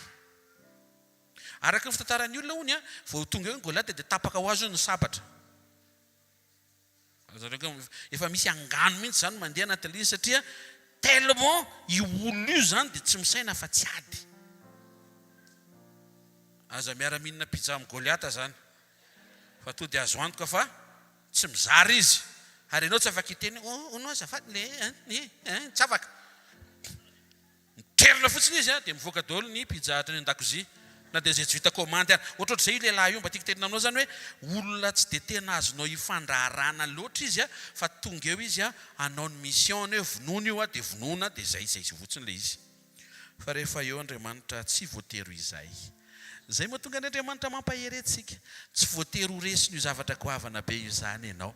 Afaka mandresy eo ianao tsy noho ny amin'ny herin'ny tenanao fa ny herin'izay manohana anao dia Jesosy.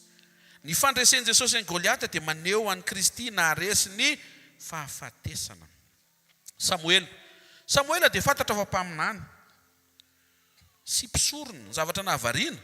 Nisy taona ny zanak'Israely rehefa avy namerina ny fiaran'ny fanekena ho ao Israely dia nananatra i Samuela hoe mialao izy amin'ny sampy, mialao amin'ny fanompon'Andriamanitra tsy izy amin'izay alitara tsy izy atsanganareo. Vao niteny an'izay Samuela dia tonga dia nirongatra tamin'ny aromotana ny Filistina satria anisan'ny azona ny Filistina autorité eo amin'ny tanin'ny Israely dia le fitaka avy amina fanompo-tsampy nampanaovina ny zanak'Israely mba ho faible zareo, ho azony zareo tapahana satria lavitra n'Andriamanitra. Tsy haiko raha azonareo zany. Averiko. tsotra be ny fahafahan'ny Filistina amin'ny feny zanak'Israely asiana manompo sampy satria fantany fa sary-piaro Andriamanitra. Tao anatin'izay mihitsy niditra tsehitr'Andriamanitra nanohana ny Samuel vao niala tamin'le fanompo-tsampy ny zanak'Israely tonga dia nanafika ny Filistina. Ohatra antsika ilay vao manomboka mivavaka dia misy problema e. Fa nanina ty problema ty vao nanolo tena ho an'i Jesosy dia ohatrany tonga dia nisy problema. Io zavatra mitranga io ohatra ilay tamin'ny andron'ny Samuel. Ny zavatra nafinaritra tsy niemotra ry zareo, tsy nialan-daharana izy, fa rehefa fantany fa misy ny sampy tokony esorina ary tokony ho amin'Andriamanitra rery no anolorana ny fiankofana dia nitohiziny zany na inona mety hitranga na inona mety hiseho. Ny zavatra hitranga eo mantsy tsy possible ho zavatra ratsy satria ilay Andriamanitra metrahanao ny fiankofanao tsara sady mpanao tsara. 1 Samuel 7:9-10 aminaran'i Jesosy. Dia naka zanak'ondry mbola minono Samuela ka nanatitra azy ho fanatitra dorana ho an'i Jehova. Dia nitaraina tamin'i Jehova ho an'i Israely Samuel ary niaino azy Jehova. Ary raha mbola nanatitra ny fanatitra dorana Samuel dia nanantona ny Filistina hiady amin'ny Israely, fa Jehova nampikotrokorana mafy tamin'ny Filistina tamin'izany andro zany dia nampifanaritaka azy dia resy teo anoloan'ny Israely izy. Tonga dia manao intervention Andriamanitra. Tonga dia eo amin'ny faritry ny Israely misy kotrokorana. Dia vokatr'ilay kotrokorana tonga dia nikorotana ilay tafika dia nifamely izy samizy. Samuel nanao fanatitra mampandresy ny zanak'Israely dia tandindony Kristy nanao fanatitra ny tenany teo amin'ny hazo fijaliana ampandresy atsika. Nanana supériorité amin'ny resaka altara ny Filistina tamin'io satria voababony sy voafitaka ny zanak'Israely anatitra eo amin'ny altara ny Filistina. Fa rehefa niditra tsehitr'Andriamanitra nampiasa ny Samuel ampiala ny zanak'Israely amin'ilay altara tsy izy dia nirongatra ilay Filistina satria fantany fa ho votsitra ny zanak'Israely. Fa rehefa tonga Andriamanitra ampandresy dia tsy misy tontolo raha-panahy ahasakana an'izay satria hitan'Andriamanitra ny fonao fa te hifantoka aminy. Tsy maintsy ny tany saika ireo mpanompon'Andriamanitra satria izay voalaza ny tenin'Andriamanitra. Reo ny exemple nomen'Andriamanitra mahakasika ny hoe fandresena avy amin'ny finoana. Taony niatrika fahavalo maro isabe, izay tsy possible mihitsy, kanefa nandresy. Taony niatrika fahavalo ary fomba be sy ary mpitaovana be, izay tsy possible mihitsy, fa rehefa niditra tsehitr'Andriamanitra dia nitranga ilay fahagagana. Tao misy karazana be dia be ilay mivakina teo. Ny conclusion ilay izy dia izao: tsy olana izay mety ho ananan'ny fahavalo, fa ny olana raha sendra tsy miaraka amin'Andriamanitra ianao. Androany maraina apetra ho any izay ananan'ny fahavalo, amboaro ny fonao dia mampiasa ny fonao hijery an'Andriamanitra. Fa ny fiefarany ady tsy izay maro anisa, tsy izay be fitaovana, tsy izay be Andriamanitra tsy izy, tsy izay mahay manao altara ho an'ny devoly, tsy izay na dia ohatran'izay aza ny hitany maso, fa izay tohanan'Andriamanitra eo tsy maintsy mandresy eo. Aza taitra zany rehefa mahenona inona na iza ianao hoe ry anona hono manao an'izao mananina toy ny mananina e. Voalohany aloha tsy voatery ho marina zany aloha izy satria tsy nanatrika ianao. Tandremo izay. Faharoa, raha sendra marina izay tsy blème.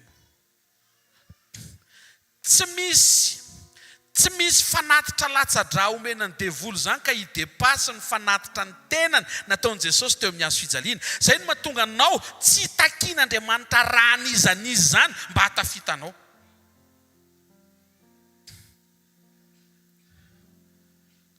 Tsy mila mandatsaka raha an'olona izay ianao vao mahita vato. Ary mahavariana, tia mahavariana na maninona tsy rahan'le olona le mitady an'le izy no aratsaka.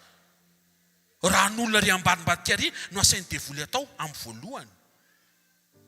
Nen Jesosy tsy ny rahanao nangatahany, fa tonga dia ny anazy no nomeny, nalatsany mba ho avelany elokao sy mba ho sotraniny ianao sy ho dioviny ianao ary mba ho vidiny ianao tsy ho any amin'ny fanjakany aiziny. Tsy mila ny rahanao Jesosy. Tsy mila ny rahanao Jesosy. Anaka atolory amin'ny fonao, izay no angatahany. Satria eo amin'ny fonao ny toeran'ny fiainanao. dia hoana pastera mba te azy vato atao ina aloha le vato ka le izy raha vao mipoaka le vato tonga dia vola be fa atao ina le vola be anaovana trano tonga dia trano zany nomenanao fa tsy mila mandalo mandatsaka raha mahazo vato varotra vato mahazo vola aka le izy le manisan'le vola mihitsy dia mahafinaritra marary ianao ary izy mitenanao fa vato no hitahin'Andriamanitra anao tena ohatran'izay mihitsy ny reko ianao no te andre an'izay rehefa tena tanina ny tompo tia ny tompo anangana ekôla ianao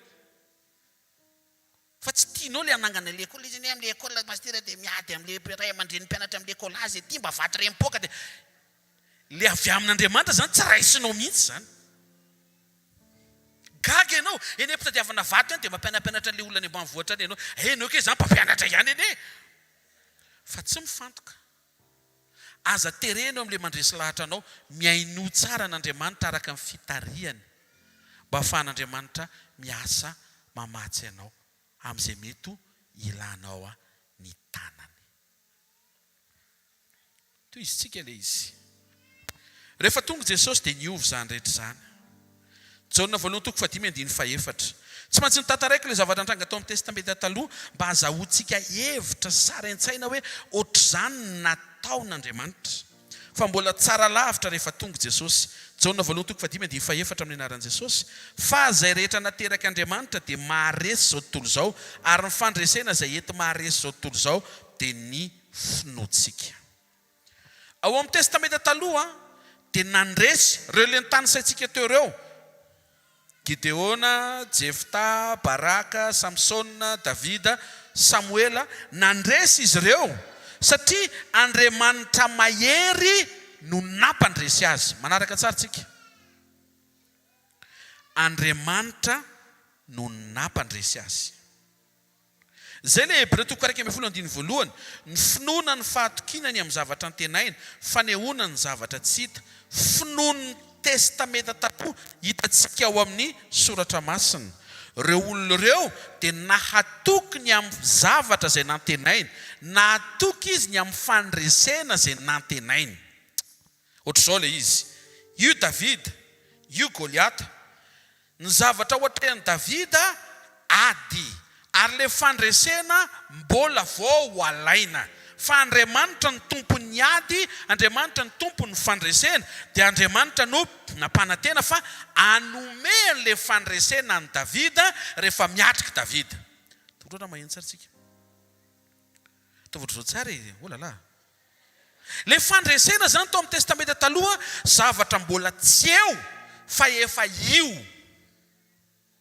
mazava ve zany eo ampiatrehany ianao no omeny an'le izy fa rehefa tonga Jesosy dia niova le izy satria rehefa tonga Jesosy teo izy ny Hebreo toko 12:2 ao le finoana mampandresy ianao mijery an'i Jesosy naharitra ny azo fijaliana sy naharesa ny fahafatesana ary nitsangana tamin'ny maty zany hoe Davida miatrika vao mandresy ianao manana an' Jesosy efa mandresy vao miatrika ahoana koa zany pastera fangatsy rehefa maninona tsara enoy tsara fotsiny le izy natongavan' Jesosy dia zay rehetra mety ho ilainao dia vonona melohany atrehanao ireo lehilahy be dia be ny tany satsika miaraka amina vehivavy vitsivitsy ireo niatrika vao nandresy teo ampiatrehana no nitoanan'Andriamanitra dia nampandresen'Andriamanitra tao anatin'le ady tao amin'le ady ry zareo no nomen'Andriamanitra fandresena fa rehefa tonga Jesosy vita teo amin'ny azo fijaliana sy tamin'ny fitsanganan'i Jesosy tamin'ny maty ny fandresenao dikan'izay vao mandray an' Jesosy ianao dia manana fandresena na isy ady na tsy isy ady dia misy fandresena vonona azo avoaka azo iainana ara-potoana ao anatinao ara-baona akaikinao ahoana sy ahoana ary mpandresy hoe eo zao misy olona zao tena ohatrany tsy manaiky an'izany izy satria zary ty fiainako mbola izy ty lalovako ianao ny tsy tonga saina avy amin'izay dinga mpanovana efa hitondran'Andriamanitra anao. Ianao efa mpandresy miatrika, fa ianao tsy le miatrika entina ambavaka be ireny vao tsy hay raha andresy angambany. Tena kaikinao tsy izay ianao. Ianao hoe nateraky ny andresy, mpandresy ianao hoe Victor ny anaranao hoe na Victorine hoe somaha entehaka ao an'Andriamanitra.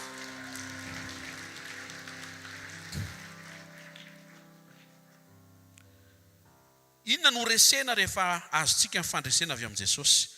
Jaona voalohany toko faharoa andiny efatra ambin'ny folo. To dia pratika amin'izay. Amen. Ataovy amen tsara moa e. Amin'ny anaran'i Jesosy, nanoratra taminareo ray satria efa nahalala ilay hatramin'ny voalohany ianareo. Nanoratra taminareo zatovo satria mahery nareo ary mitoetra ao anatinareo ny tenin'Andriamanitra sady efa naharesy ilay ratsy nareo. Eto miresaka Andriamanitra hoe nahery nareo fa mitoetra tao anatinareo ilay teny. Aiza hoaiza misy an'izay teny izay ao amin'ny communion Jaona 15:7. Raha miombona amiko, raha miray amiko ianareo, raha manana communion amiko ianareo ka mitoetra ao anatinareo ny teniko. Angatao izay tianareo na inona na inona fo tonga aminareo zany. Jaona voalohany miteny fa anisan'ilay na inona na inona azonao angatahana dia ianao andresy ny ratsy. Tenenino kaikinao ny fandresen'i Jesosy ao anatinao hoe ahafahanao hoe mandresy ny ratsy. Raha misy olona ratsy zany miatrika anao, efa le mijery fitaratra iny ianao, azo reseny iny. Asitehaka mafy tsara ao an'Andriamanitra, tratra daholo. Be dia be ny sainy, za misy pastera, za misy aiza hoaiza amin'izay le vavaka amin'ilay olona ratsy eo amin'ilay fitaratra. Tenenino kaikinao, azo reseny ny olona ratsy iny hoe, le eo amin'ny fitaratra iny hoe. Tenenino kaikinao, le enao hoe.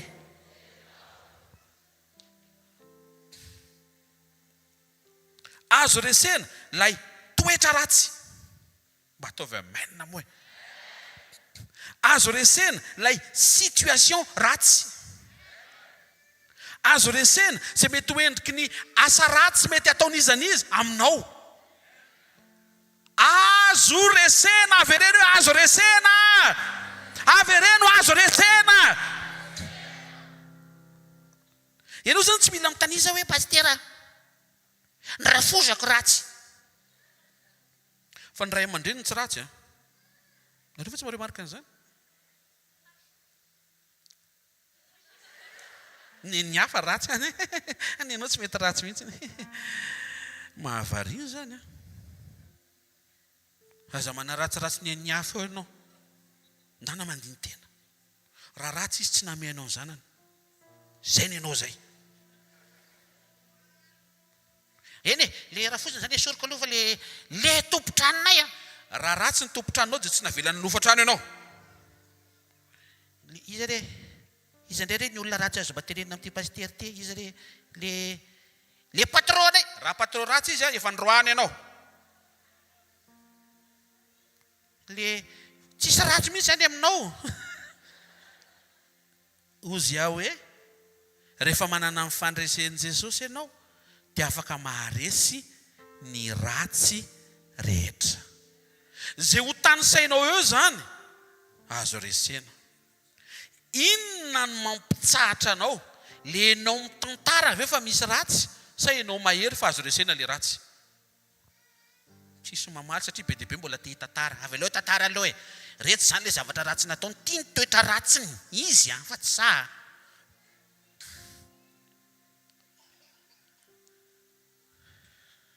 Fantatrao fa ny toetra ratsy mahasensible anao hitanao any amin'ny hafa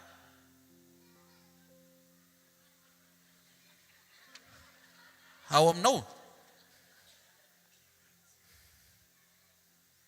Ianao ve zany teneniko zay hoe ohatra ozy anao hoe ry zareo anindreo ohatrany tia miresak'olona. Ianao zany, ianao no tena tia miresak'olona. Satria raha tsy manana an'izay ianao tsy mahita an'izay. Osa misy mitena ka za tsy manaiky. Manaiky ianao. manampy ny Andriamanitra mba ho afaka le vaka mangidina toetra tsy mandeha araka ny tokony izany anaty anliantsika ndraikitra ny amin'ny hafa tsy tarafantsika le tokony esorona ao anatsika. Esorona ao anaty tsy mety aloha. Alleluia. Afaka resena ny olona ratsy, afaka resena ny toetra ratsy, afaka resena ny situation ratsy, afaka resena ny asa ratsy. Romanina 12:21. Inona pastera no afahako mamiaina an'le fandresena ny ratsy ary avoainy secret. Ty ary ny secret dia mba hiaino ary amin'ny anaran'i Jesosy. Aza mety ho resin'ny ratsy ianao fa reseo amin'ny soa ny ratsy. Inona le soa tenen'io? Fruit de l'esprit, bonté, vokatry ny fanahy, fanaovan-tsoa. Amina dika teny inoko fa ho azonao bebe koa dia hoe reseo amin'ny fahatsara-panahy, reseo amin'ny fahatsara-toetra ny ratsy. Mahafinaritra ny ampianaran'i Jesosy e. Izy tsy niteny ampiakaram-bonbon kokoa le ratsy efa samy anao ratsy any, hitantsika izay ratsy eo e. Tena kekireo ianao nefa tsy ratsy tsony. Manana an' Jesosy ianao hoe tsofirano izy olona tsara ianao hoe. Fa mila mibango volo. Mazava angamba zay. Karakara zay efa misy eo. Azo resena le faharatsiana rehefa manaiky ianao hiaina vokatry ny fanahy atao hoe fanaovan-tsoa na fahatsara-panahy na fahatsara-toetra. Misy olona ratsy fanavy eo amin'ny toeram-piasana misy ianao. Eto mbavaka pastera mba iongotra izy ary mba iongana izy. Ary mba hoana moa raha mba misy ihany koa mivavaka hoe inkongoty. Ianao zany hoe atao vavaka. Dia hozy izy ny tenin'Andriamanitra. Azo reseny ny olona heverinao fa ratsy iny amin'ny fanekenao anana toetra tsara. Ary le toetra tsara tsy anetrano ihany ny ainanao fa amin'le olona zay heverinao fa ratsy. Fa tsy hoe manao pratika eo za pastera efa tsara fanahy be ao aminay ao an-trano dia maninona ny tombo tsy mamaly hafa ao an-trano manao tsara fanahy nefa tonga ny am-piasana mbola ratsy fanahy foana le olona any. Ka le fahatsara-panahinao aplikena ao am-piasana. Any amin'ny ministera misy ianao manaova tsara fanahy fa mandresiny ratsy zay olona manaiky hiaina tsara fanahy. Tena kekinao hitanao ve zany fandreseny zany hoe ao ambadiky ny toetra tsara hoe. Misy fanteninana valy ao anatin'izany azo resena le izy ary ny fomba andresena azy dia toetra tsara. Tsara fanahy, tsara toetra, tsara fo, tsara saina, tsara fijery. Mety hiteny ianao hoe ohatry ny ararotin'ny olona ny pasteur rehefa manao tsara fanahy loatra dia omeko safidy ianao. Iza ny tianao? Lay ho ararotin'ny olona dia ho ankasitran'Andriamanitra ve? Sa lay mpanararotra olona dia ho adin'Andriamanitra any amin'ny farany?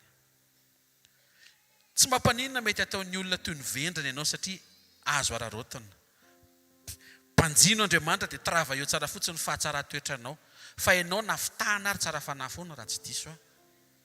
Sa zaza avitahana eo fa afaka mivadika biby a. Aza miteny zay ianao tsy biby tsony ane.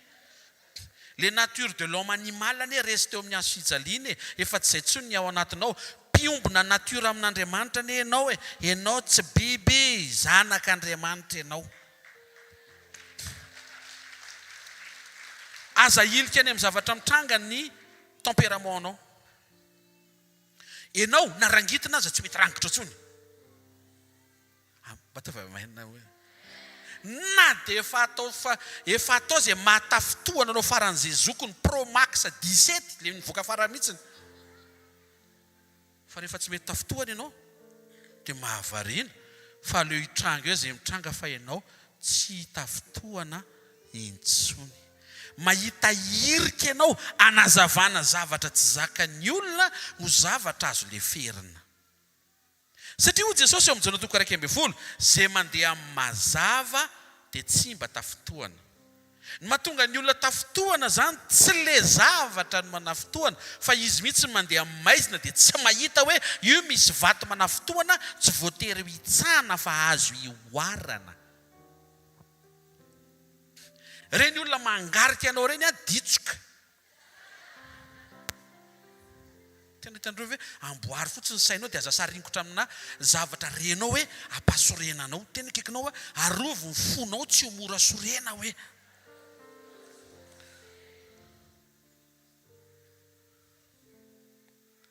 Aza mora sorena. Tsy le zavatra mahasorena no ahena.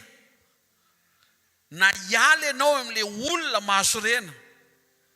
Fa ianao mihitsy no mizatra tsy mora sorena. Ninina hitany maso sy mitranga. Jona 16:33 zao ihany koa ny fandresena enantsika miaraka amin'ny tompon'aran'i Jesosy. Zany teny zany dia efa nolazaiko taminareo mba hananareo fiadanana amiko. Aty amin'izao tontolo izao no hitanareo fahoriana efa matoky. Za efa naresy zao tontolo izao. Jona 1:15-16 amin'ny aran'ny tompo. Aza ty zao tontolo izao na zay zavatra eo amin'izao tontolo izao. Raha misy olona ty zao tontolo izao na zay zavatra eo amin'izao tontolo izao dia tsy ao anatin'ny fitiavana ny ray. Fa ny zavatra rehetra eo amin'izao tontolo izao dia ny filany nofo filany maso ary nyrehaka momba izao fiainana izao tsy avy amin'ny ray fa avy amin'izao tontolo izao ihany. Resaka filana no etsehany fanahin'izao tontolo izao. Koa zay manana an Jesosy, manana n'ilay fandresena an'izao tontolo izao, lasa manana fandresena filana. Tena kekinao azo resena ny filana hoe. Avy ireny fanondroa mazava tsara zany azo resena ny filana. Anisan'ny omeny tenin'Andriamanitra dia vokatry ny fanahy anankiray atao hoe fitiavana. Ozy izy, tiavan'Andriamanitra dia aza ty zao tontolo izao. Miombona, communion, miombona fahavalo ao amin'Andriamanitra. Ny fahavalo n'Andriamanitra tsy le olona manelingelina ny anjara voatendrinao iny, fa nofonao. Izay voalaza ny Romana 9:7 fa eo imason'Andriamanitra nofo, nofo ota. Ny fiantsoan'Andriamanitra nofo dia nofo ota. Io ny fahavalon'Andriamanitra. Ka ny fiombonanao amin'Andriamanitra dia ny fahafahanao miombona amin'ity nofo aman-draty izay fahavalonao, satria tsy te hampiditra anao any an-danitra fa te hampidina anao any amin'ny fahaverezana. Raha io nofo iny hoenonao dia filanam-panotanao sy tsy hampahafapo anao ary hampisaraka anao amin'Andriamanitra foana no hitondrany io anao. Zay mahatonga an'Andriamanitra nanome ny fruit de l'esprit vokatry ny fanahy, fahononam-po, fehezo ny filanao. Hoeto anatrehan'Andriamanitra zany fa azo atao zany. Fandresena manaraka, le voalohany mandresy ny ratsy ianao, le faharoa mandresy an'izao tontolo izao, ty fahatelo ty mandresy ny antikristy ianao. Jona 1:4-7 fakiko amin'aran'i Jesosy. Ary ny fanahy rehetra zay tsy manaiky an'i Jesosy dia tsy mba avy amin'Andriamanitra, ary izany ny fanahiny antikristy. Zay efa renareo fa ho avy, sady efa eo amin'izao tontolo izao sady izy. Anaka, ianareo dia avy amin'Andriamanitra rehefa naharesy an'ireny fanahiny antikristy ireny, satria lehibe zay ao aminareo no zay eo amin'izao tontolo izao. Teneno akekinao, ny fandresen'i Jesosy ao anatinao hoe dia andresenao hoe zay manohatra an Jesosy.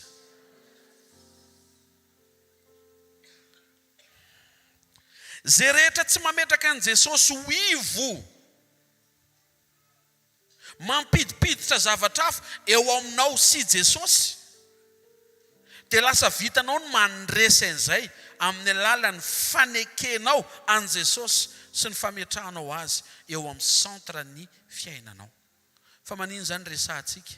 Satria hiaro ny adoration anao, ny fahafantaranao fa antikristy tsy mametraka an Jesosy ho ivony zany zavatra renao zany, na hitanao zany, na mampiasa olona, na mety ho mandefa publication na iza na oviana na oviana. Raha vao mampialanao amin'Andriamanitra dia efa tsy lalana. raha vao tsy mampiombona anao amin' Jesosy dia efa tsy lalana. Ny zavatra rehetra dia tokony ho voarainao avy amin'ny fiombonanao amin' Jesosy. Ary ny zavatra rehetra dia tokony tsy ampisaraka anao amin'ny fiombonanao amin' Jesosy. Tout devrait venir de la communion et rien ne devrait détruire la communion. Ny ahafahanao manana fanamamantatra anatin'izay dia ny fahafantaranao fa tsy tokony hisy anelingelina ny fifandraisanao amin' Jesosy. Satria ny adoration sy ny fiankofanao tokony ho direkta amin' Jesosy. Tavorona maheno tsara tsika hoe lasa afaka mandresy ianao ireo karazana rivotra rehetra izay mitady hanala ny fifantohanao tsy ao amin' Jesosy. Averiko ny ilanao ny fandresena io ozy be deaibe amin'ny firy le mandresy ny fantrany manindro fo mihitsy mahainao an'izay zavatra teneninao zany dia toy izy ty fampianarany ity. Raha mareo markenao tsy izay no nomen'Andriamanitra aloha. Mandresy ianao ny ratsy, mandresy ianao an'izao tontolo izao, mandresy ianao izay tsy mampifantoka anao amin' Jesosy. Mihaino ve tsika? Na inona tsy mampifantoka anao amin' Jesosy dia izay ilay ao an'ity Kristy tsy mampifantoka anao amin' Kristy.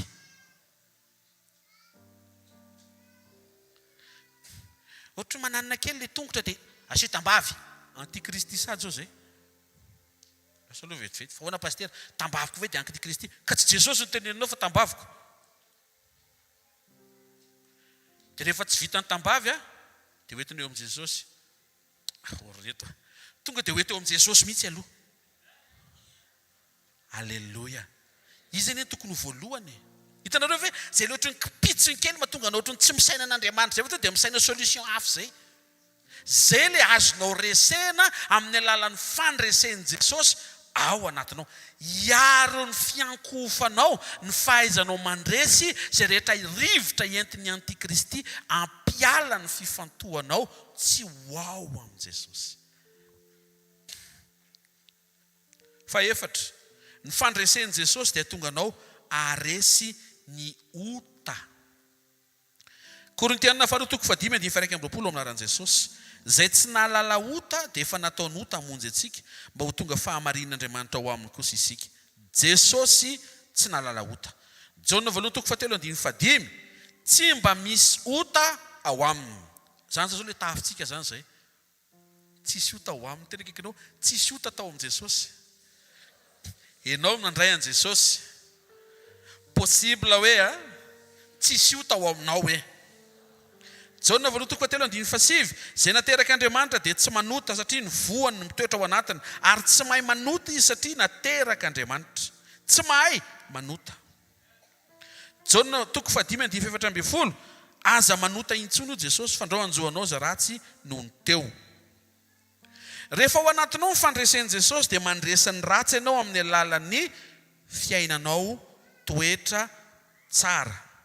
Afaka mandresy an'izao tontolo izao ianao amin'ny alalan'ny fanekenao hiaina ny fitiavana an'Andriamanitra. Afaka mandresy ny antikristy rehetra ianao dia le feo manaisitra ny fifantohanao tsy ho ao amin'ny Kristy amin'ny alalan'ny fanekenao ametraka an'i Jesosy ho ivo ny fiainanao. Le faefatra, rehefa ao ny fandresen'i Jesosy dia lasa mandresy ny ota ianao. Rehefa antsika ny miaina an'ireo tika ianao anantena fa hisy zavatra be dia be hiova eo amin'ny fiainanao sy ny hoavinao, na izay ho voatanisa antsika na izay tsy ho voatanisa. Satria rehefa resinao ny ratsy dia tsy hisy faharatsiana intsony zany eo amin'ny fiainanao. Ary na misy faharatsiana manangasanga reny dia ny fahatsaran'ny toetranao andresenao an'iny faharatsiana miseho iny. Tsy izao tontolo izao nampialanao amin'Andriamanitra. Le izao tontolo izao hiverina kely mety eo resaka filana. Tandremo ny filan'ny maso, filan'ny nofo, ny rehaka momba izao fiainana izao. Reny rehetrareny dia manelingelina ny fifantohanao tsy tia an'Andriamanitra. Ary ny olona resiny zao tontolo zao dia lasa andevony zao tontolo zao. Dia le fotoana tokony omena an'Andriamanitra lasa lany ao amin'izao tontolo zao. Zay karazana fandreseny zay le tian'Andriamanitra iainanao, ianao mihitsy ny mandresy an'izao tontolo zao amin'ny alalan'ny fiombonanao amin' Jesosy. Maharesy ianao zay feo rehetra manelingelina ny fifantohanao tsy fantoka amin' Jesosy ary mandresy ny ota. Amarana. Ny fandresentsika araka ilay voalazatra amin'ny voalohany dia tsy avy amin'ny fahaiza-manao n'Andriamanitra mampandresy fa avy amin'ny fiaretan' Jesosy ho anao. Teo amin'ny hazo fijalian' Jesosy resy. Zay faharesen'i Jesosy zay no andresenao. Fa manina no averina foana zany mba hitombo ny fifandraisanam-po misy eo aminao sy izy avy amin'ny fahafantaranao zay niaretany fa tsy hoe zay nataony fotsiny. Tsy mitovy mihitsy raha hoe hitsiolitsy manambola be izy dia nividy trano anao. Faly loatra tsy faly amin'izany. Tsoriny ao anaty fo faly kosa. Fa raha mitenenao hoe fa hitsiolitsy namidiny mihitsy ny trano ry zareo mba hividianana trano anao. Inona différence an'izay? Inona raiko an'izay fa rehefa mahazo trano dia zay. Zany ve? Aka misy valeur be satria nen'le tato mbola tsy nanana n'le vola fa izy mihitsy nanao sakrifisy mba hanana trano ianao. Iza zany ny tia amin'izy roa? Raha dia samy tia reo. Le nanao sakrifisy. Mety tianao ny ray aman-dreninao, mety tianao ny vadinao, mety tianao ny namanao, fa ny tena tianao Jesosy. Satria namoy ny ainy ho anao tsy ny manodidina anao fa Jesosy. Ny mahatateraka ny fandresenao tsy ny fanosehan'ny manodidina anao zay isaorantsika azy fa Jesosy resy teo amin'ny toeranao mba tsy ho resy tsony ianao fa mba ho mpandresy foana ianao amin'ny anaran'i Jesosy Kristy avy Nazareta. Isaka mitady ohatran'ny kivy ianao ohatran'ny makaizany ary ty ady ty marina tokoa fa nampandresy andry Gideona izy nampandresy andry izy daholo moa tsy tadidy daholo koa izy teo zay koa tsy manam-potoana koa mamaky baiboly zay koa mbola problème mbola mila resena koa zay. Fa manao tsy manam-potoana mamaky baiboly vao mitena zao hoe inona vaovao farany omaly tery amin'ny anina fantatrao ianina ho nananina dia nankasiny ananina ho nyanina. Fa raha vao momba ny baiboly dia ohatran'ny malaindaintsika avy erenao milonina zay mamaky baiboly. Mahitany Jesosy eo am-pamakiana baiboly. Ny antony fandresenao dia satria Jesosy niaritra faharesena teo amin'ny toeranao mba ho mpandresenao avy amin'ny fiaretany. Daveriko, rehefa ilay mitady ho kivikivy ianao any ary ty ady ty pastera miteny tona fa mandresy ohatrany tsy hita be ny any ilay izy. Za zao hifindra toerana indray aloha. Tsy misisiky tsika eo amin'ilay vérité. Tsy olana loatra ilay mifindra toerana. Fa ilay fisisihana eo amin'ilay nitenenin'Andriamanitra ny tiako mba hiconseillena anao. Ao anatin'ireny fotoana ohatran'ny mitady ho maloko ireny. Zay ny mahatsara an'ilay hoe communion, mora matsiaro an'Andriamanitra fa tsy hoe mora manadino an'Andriamanitra. Tsarovy izay nieretana. Zay mahatonga ny Hébreux 12:2 mijery an'i Jesosy naharitra ny hazo fijaliana. Le izy teo amin'ny hazo fijaliana mihitsy ny tiany mba ho tsaronao satria tsy mora le fiaretany fa niaretany le izy ho anao mba tsy haritra an'izay ianao. Ny endrik'isehony le fandresena dia ohatran'izay nitranga teo amin'ny fasana ny voan'i Jesosy. Anankiray no zaraiko aminao vetivety. Ozy izy ny tenin'Andriamanitra.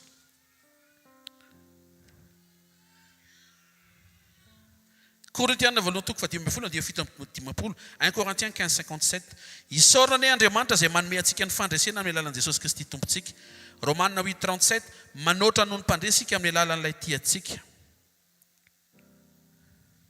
Asan'Apôstôly 2:24 fa Andriamanitra nanangana an' Jesosy rehefa nahafaka ny fanaintaina ny fahafatesana satria tsy laitra ny fahafatesana ho azonina izy. Ohatran'izay le fandresena tian'Andriamanitra iainanao rehefa tsaronao ny nahareseny teo amin'ny toeranao mba andresenao ohatran'ny nandreseny, tsy laitra ny fahasanazonina izy.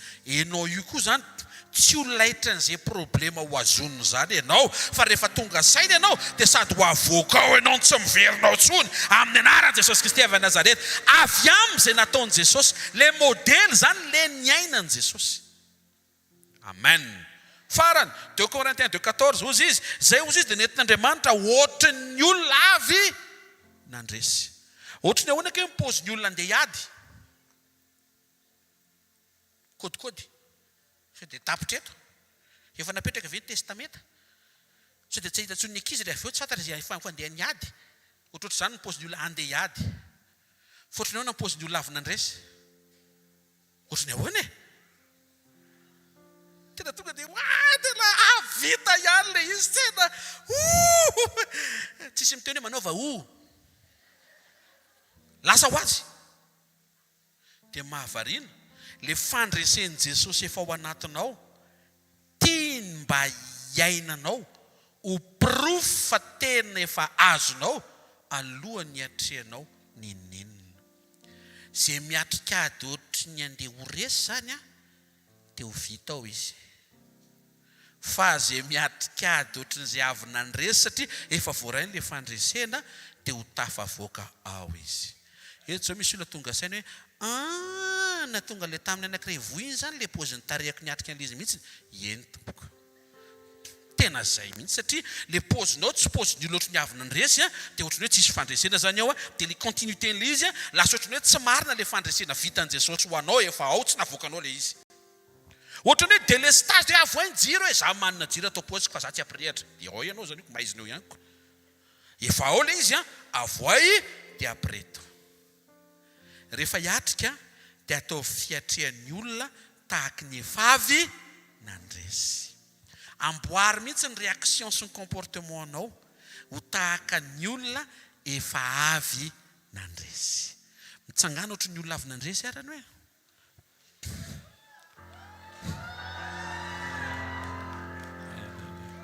hoe misy tena nandresy aika samy manana ny fomba anehony azy. Ao fantanao dia eto amin'ny antren'Andriamanitra ny fonao. Raha amin'ny anaran'i Jesosy Kristy avy Nazareta isaorana ianao ny fotoana androany. Latabatra iombonana ifandresena aminao ny latabatra androany. Maro ireo fanoharana mahakasika ny fampandresenao ny olonao izay tsy azo ampitahaina amin'izay novitainao ary zany no ifaliana satria ngeza be le novainao Jesosy. Enao niaritra ho anay resy teo amin'ny toeranay mba hahafahanay mandresy tahaka anao. Araka voalazany teny dia tsy laitry ny fahafatesana ho azonina ianao, ary zany koa ny vavolombelona miandriny tsiraray avy. Rehefa manaiky izay iaina ho tahaka an'izay avy nandresy ny tondranao anay. Tsarovo izay rehetra tonga eto amin'ny fanatrinao androany maraina, afaka nanapa-kevitra andray an-tanana ny fahafahana miaina n'ireo karazana fandresena efa nomenao, mba handresan'ny ratsy izay amin'ny alalan'ny vokatry ny fanahy, tsara fanahy sy tsara toetra, handresan'izao tontolo izao amin'ny alalan'ny fitiavana anao, mba ho ny fitiavana anao no mameno ny fonay fa tsy fitiavana n'izao tontolo izao, mba handresan'izay mety hoendriky ny antikristy rivotra mivoy, ireo hevitra be dia be manelingelina ny fifantohana eto tsy ho aminao rery, ary mba hahafahanay mandresy ny ota sy ny fahazaran-dratsy ny fakapanahy.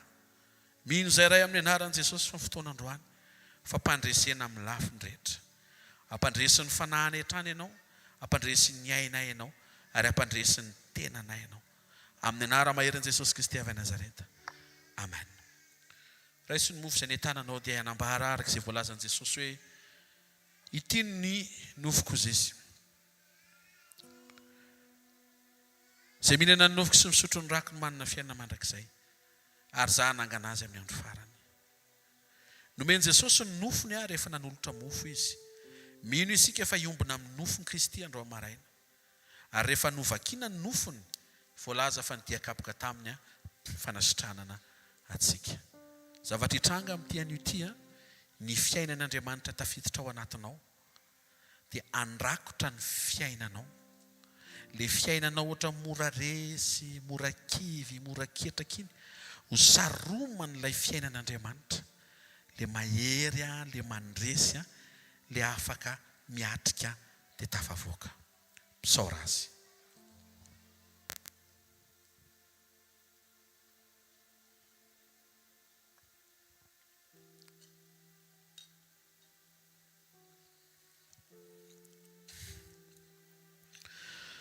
O Jesosy rehefa nandray ny kapoaka nisy ranom-boaloboka. Ty ozy izy kapoaka amin'ny fisaorana raha fanekena avao izay latsaka ho famelana ny heliky ny maro. Ataontsika hisaotra an'Andriamanitra ny amin'ny zavatra rehetra mitranga sy miseho hatreto. Misy ny ady. Fa eo Andriamanitra mampandresy. Misaora azy, misaora azy, misaora azy. Veloma eo am-ponao ny fankasitrahana sy ny fisaoran'Andriamanitra. Ianao ny tehiriziny tsy ho ringana ao anatin'izay mety ho ady lalofanao. Ny fandresena efa napahitana ianao, ny fandresena mety mbola ho hitanao atoato. Isaoran'Andriamanitra ny fitantanany, ny fitehirizana ianao, ny fampaherezana ianao, ny fananganana ianao. Saotranao izay ray aminaran'i Jesosy ny amin'ny famindram-pony tahiry anay. Andresy ahita ny teny androany fandraisanay aminao. Atonga anay azo antoka tokoa fa ho anay ny fandresena. Misaotra ray amin'ny anaran'i Jesosy. Mifona aminao izay ny amin'ny fotoana hiatrehanay ady. Mety miatrika rery izay na tsy mahay miatrika aminao, tsy mahay miatrika miaraka aminao. Misy fotoana tsy mijoro izay eo amin'ilay toeram-pandresena tianao ahitana anay. Tsy mandresy toetra izay, tsy mandresy fakapanahy izay. Misy fotoana tsy mandresy fahazaran-dratsy. Ireny no hifonanay sy hiverenay aminao anatin'izao latabatra izao satria te hiainga amina fanombohana vaovao miaraka aminao izay. Nampatsiahivinao androany fa ny fandresenao no menao anay dia fandresena ahafany mandresy ny ratsy sy ny fahotana izao tontolo izao sy ny antikristy.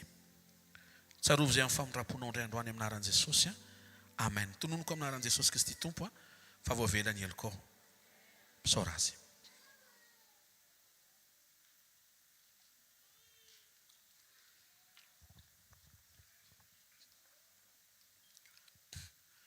Misaotranao izay ray amin'ny anaran'i Jesosy fa sitraka ao anay ny fandresena. Izay rehetra tonga teto amin'ny fanatrehanao androany dia hinonay fa nandray voata. Misy zavatra miova ao ambadiky ny fanekenay hiaina ny revelatio manondro anao. Hibanjinanay anao anaty ady. Hisitrahanay ny fandresena avy aminao. Ilay fandresena efa vonona hifankazaranay aminao.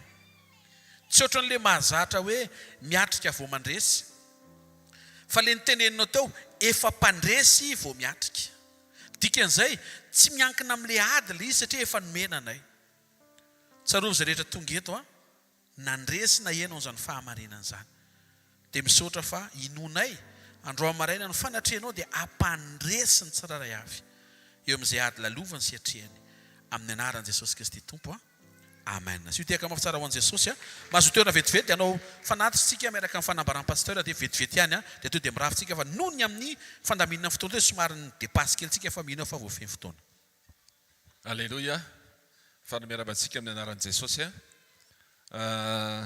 Alohan'ny filazana ny raharaha misy an'ity gourda ty ohatran'ny misy mpivady angamba nitetsy amin'ny ilany tetsy ohatran'ny nitady hoe tsy hita le izy dia efa hita dia izay tompony angamba ny efa hita ny tompony. Alleluia. Natanteraka amin'ny fanatritsika dia ampatsahivina mandrakariva. Ampitiavana, ampifaliana, nanolorana n'Andriamanitra tsy miankina amin'izay mety apetsaka izay omenao fa miankina amin'ny fonao manolotra azy. Ataovy azo antoka fa miray amin'Andriamanitra ianao. Ataovy azo antoka fa tia an'Andriamanitra ianao. Izay tia manome dia tanterao ampifaliana izany. Dia manaraka izany rehefa avy eo misy ny fotoanan'ny tanora, misy fotoanan'ny club d'enfant ihany koa dia mijanona kely izay concerné ao anatin'izay.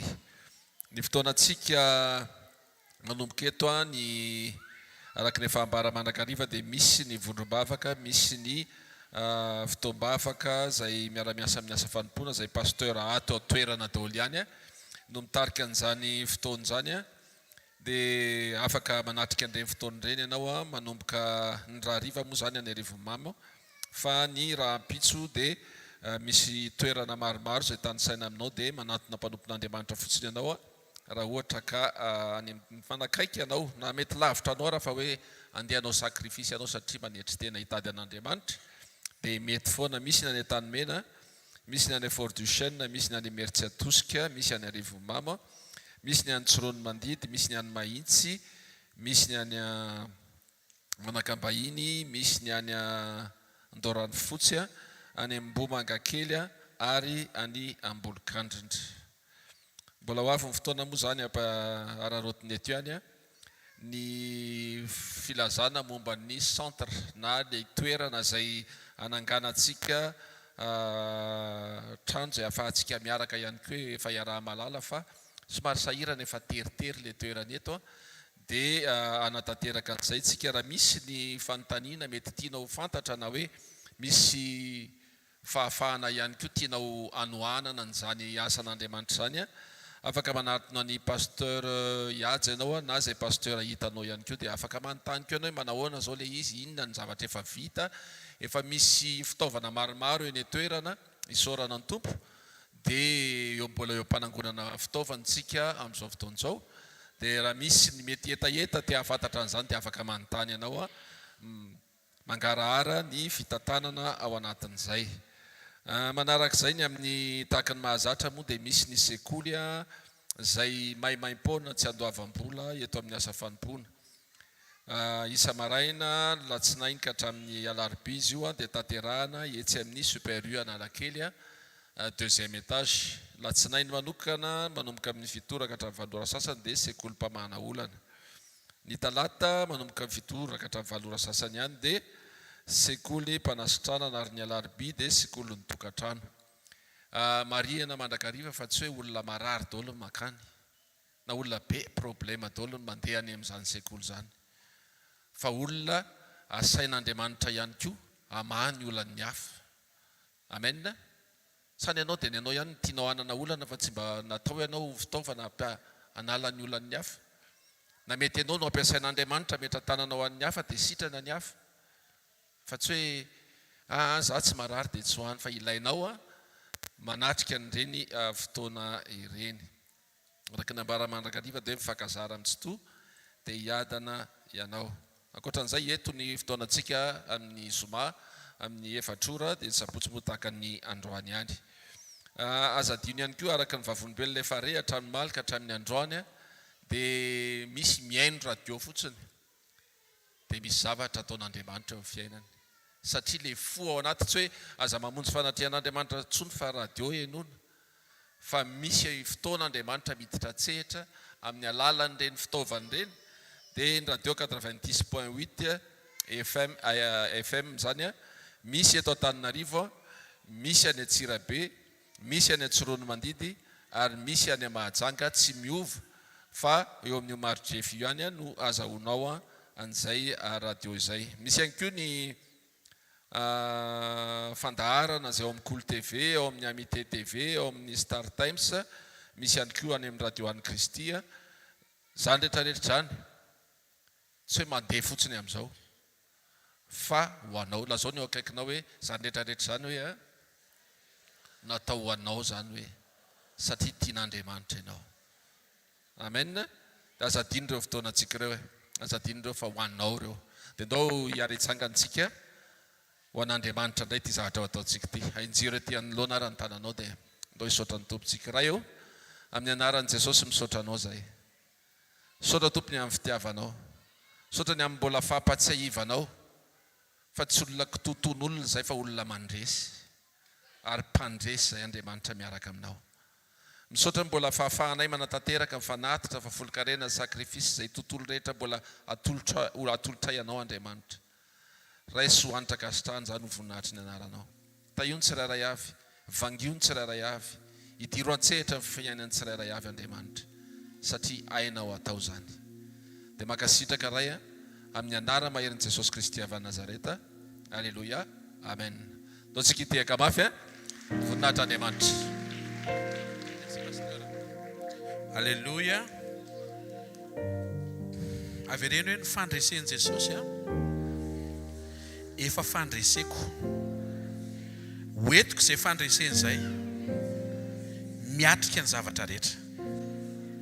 amen. Tsika zany a zay mahatonga an'le hoe miovao izy amin'ny fanananao saina vaovao. Le saina vaovao a tsy mitovy amin'le saina taloha. Le saina taloha miady, miatrika, mikofoka, miezaka dia hiteo raha andresy.